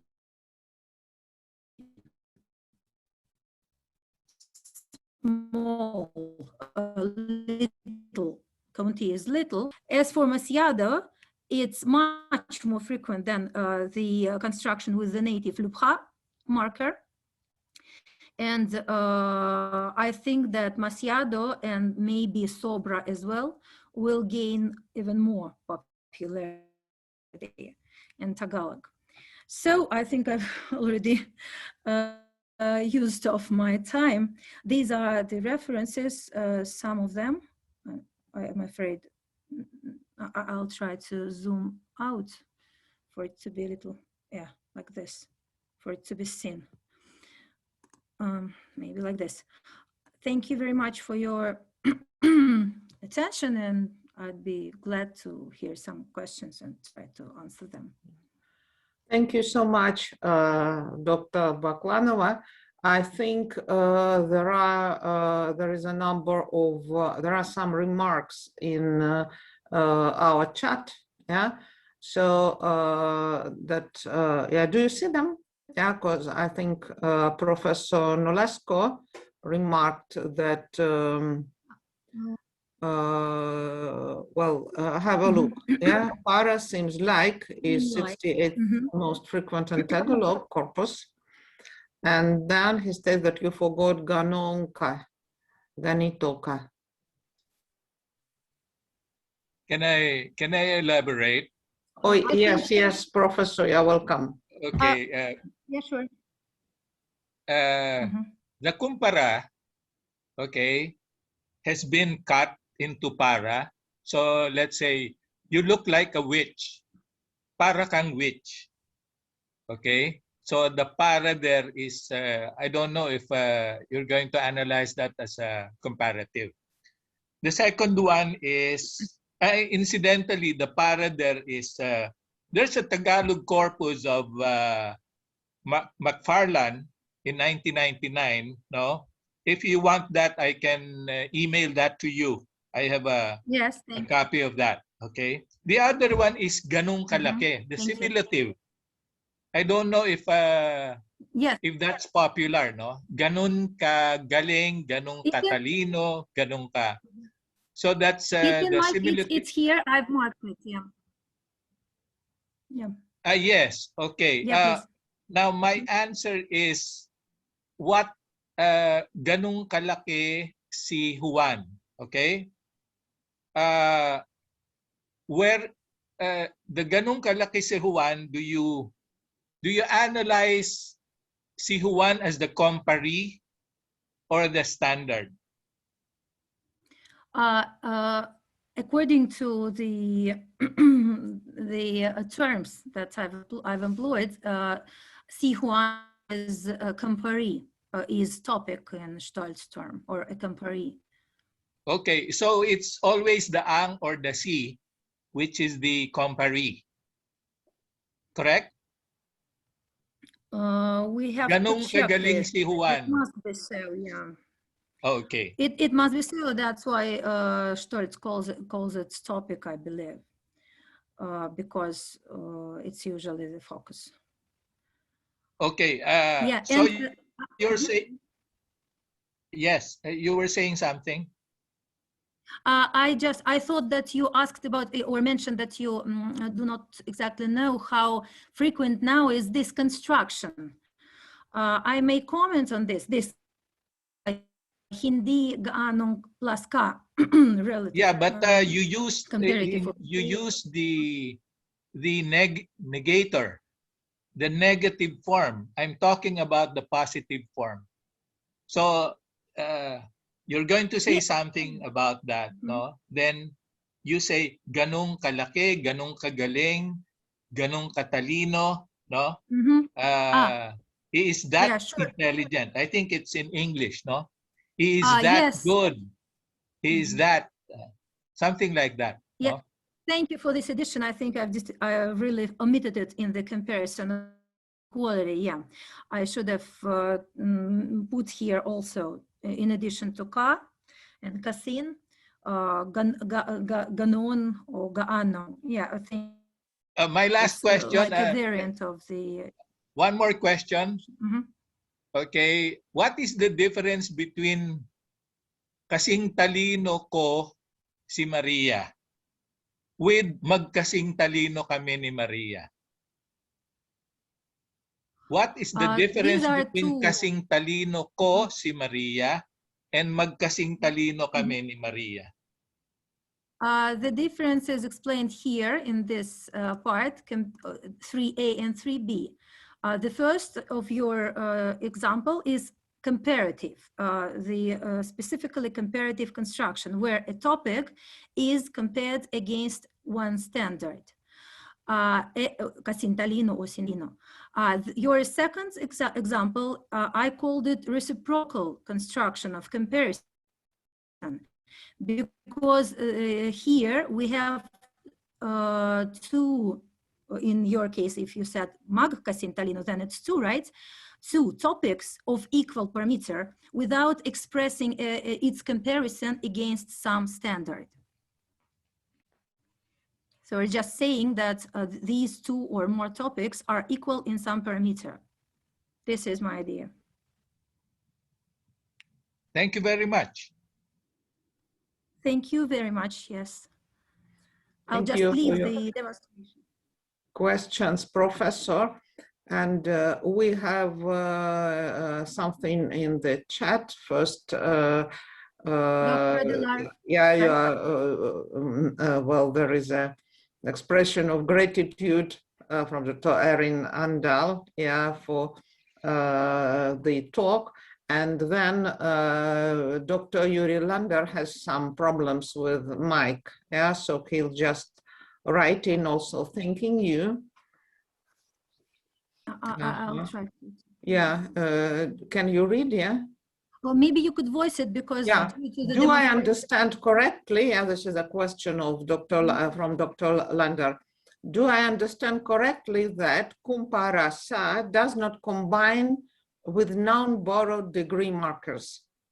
And in general, to what extent can we think that original native comparative constructions, not markers constructions, are contrasted with borrowed comparative constructions, apart from the Kaisa case? Well, first, the comparasa. Comparasa may be used both as a relator with any of the native degree markers, and it can be used in the comparative construction where mass is employed as a degree marker, if I understand correctly the question. Could you please repeat the second part of the question, please? And in general, to what extent can we think that original native comparative constructions, not markers, but constructions, are contrasted with borrowed comparative constructions, apart from the Kaisa case?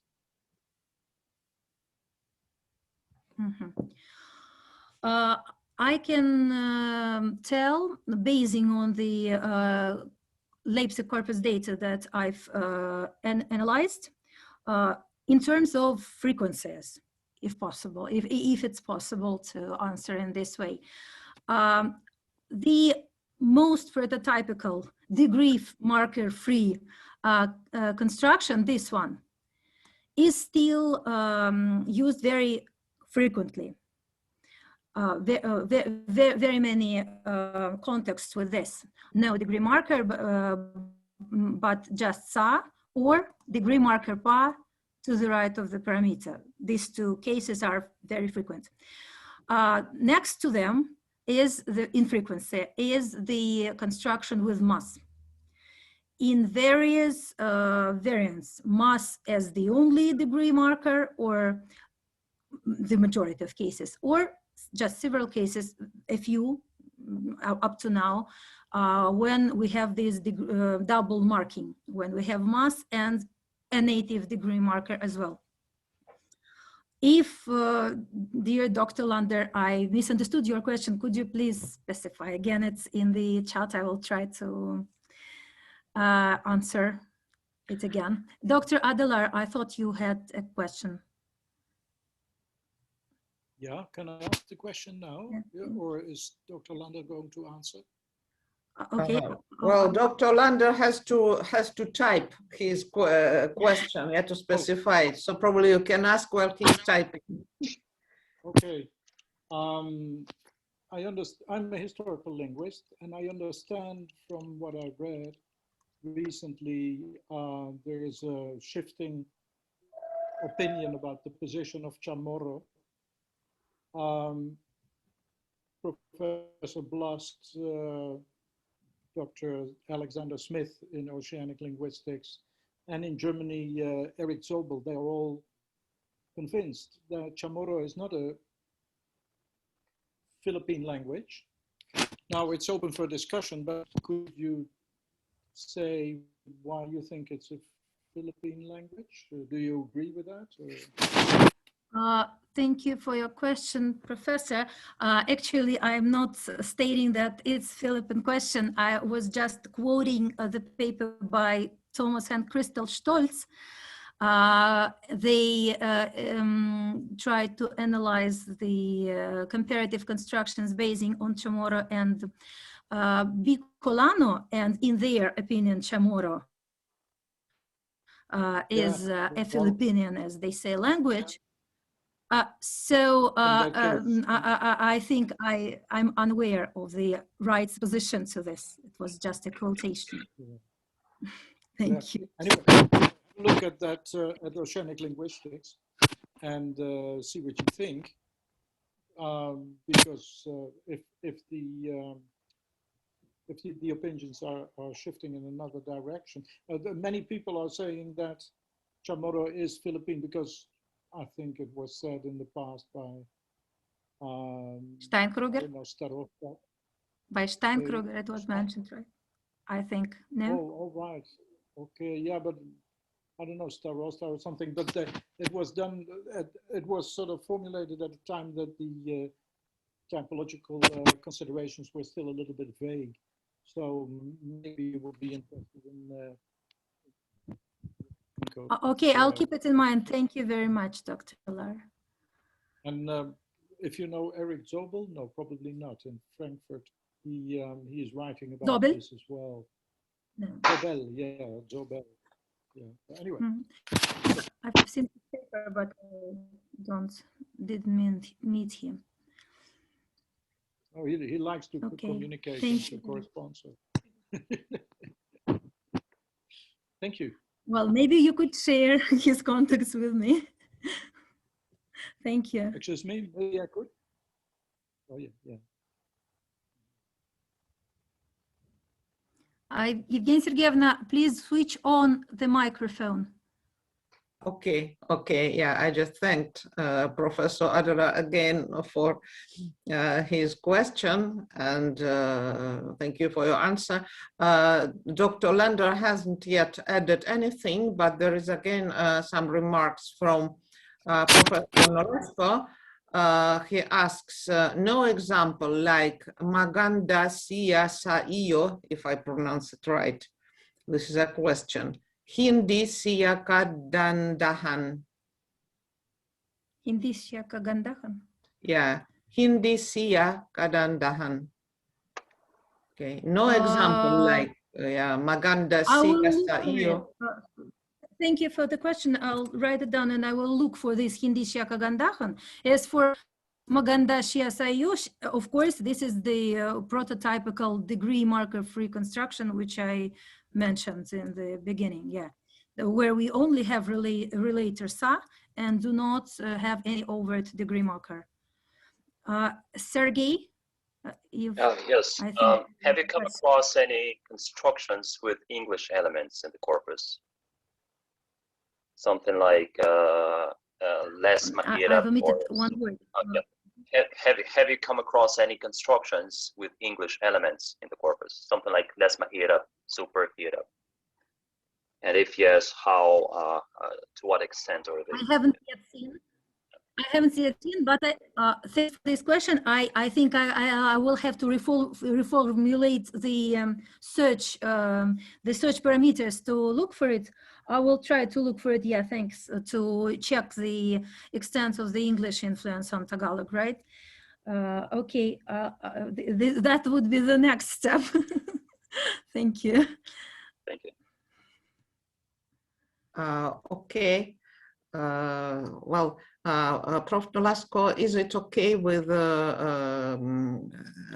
Dr. Baklanova's answers? Because I see still your hand is. I'm sorry. I just wanted to pronounce it correctly. Okay. So, yeah. Hindi siya kataasan. Hindi siya kataasan. So, you'd notice that, you know, the length, kataasan, no? Hindi siya kagandahan. Hindi siya you mean you mean as a type of, am I heard? It's the negative equivalent of medyo mataas siya. Okay, so medyo mataas siya and hindi siya kataasan. He is not that big. He's not that pretty. No? Thank you. Okay, that's all. Very interesting. Very interesting. You might like to know, Dr. Baklanova, the adjectives, no, are very stable, no, in Philippine type languages, no, and they destroy the myth that of pre-categoriality, no, because adjective stems, like what you've mentioned, that's the proof that roots are not pre-categorial. They have categoriality. Thank you. Yes, thank you so much, Dr. Ricardo. Thank you. Thank you so much, Professor, and I wish to thank all the participants of our linguistic section. Yeah. And well, we were supposed to start our following section on history, well, just now at 1:30. Yeah, but just of course, because the all talks were very interesting and there were questions and we had to discuss them. We are, say, a bit, we are behind our schedule. So now we are to decide. I think, of course, we must have some rest, yeah, if it does not cause any, well, anyone who will be presenting their papers in the following section, well, probably someone in a hurry, but well, probably we have to, well, we must have a break here for some, maybe half an hour or so, yeah. It's 2:30 sharply. I mean, well, maybe we take half an hour break, yeah, to breathe out a bit, yeah, and then we start again at 2 p.m. Moscow time, yeah. Okay, so is it okay? Because again, well, we are very happy that there were with the talks, and thanks a lot to everyone who were just listening as well or asking questions. So we will be happy to see you in half an hour, and there will be presentations on history. Yeah, thank you so much. Thank you.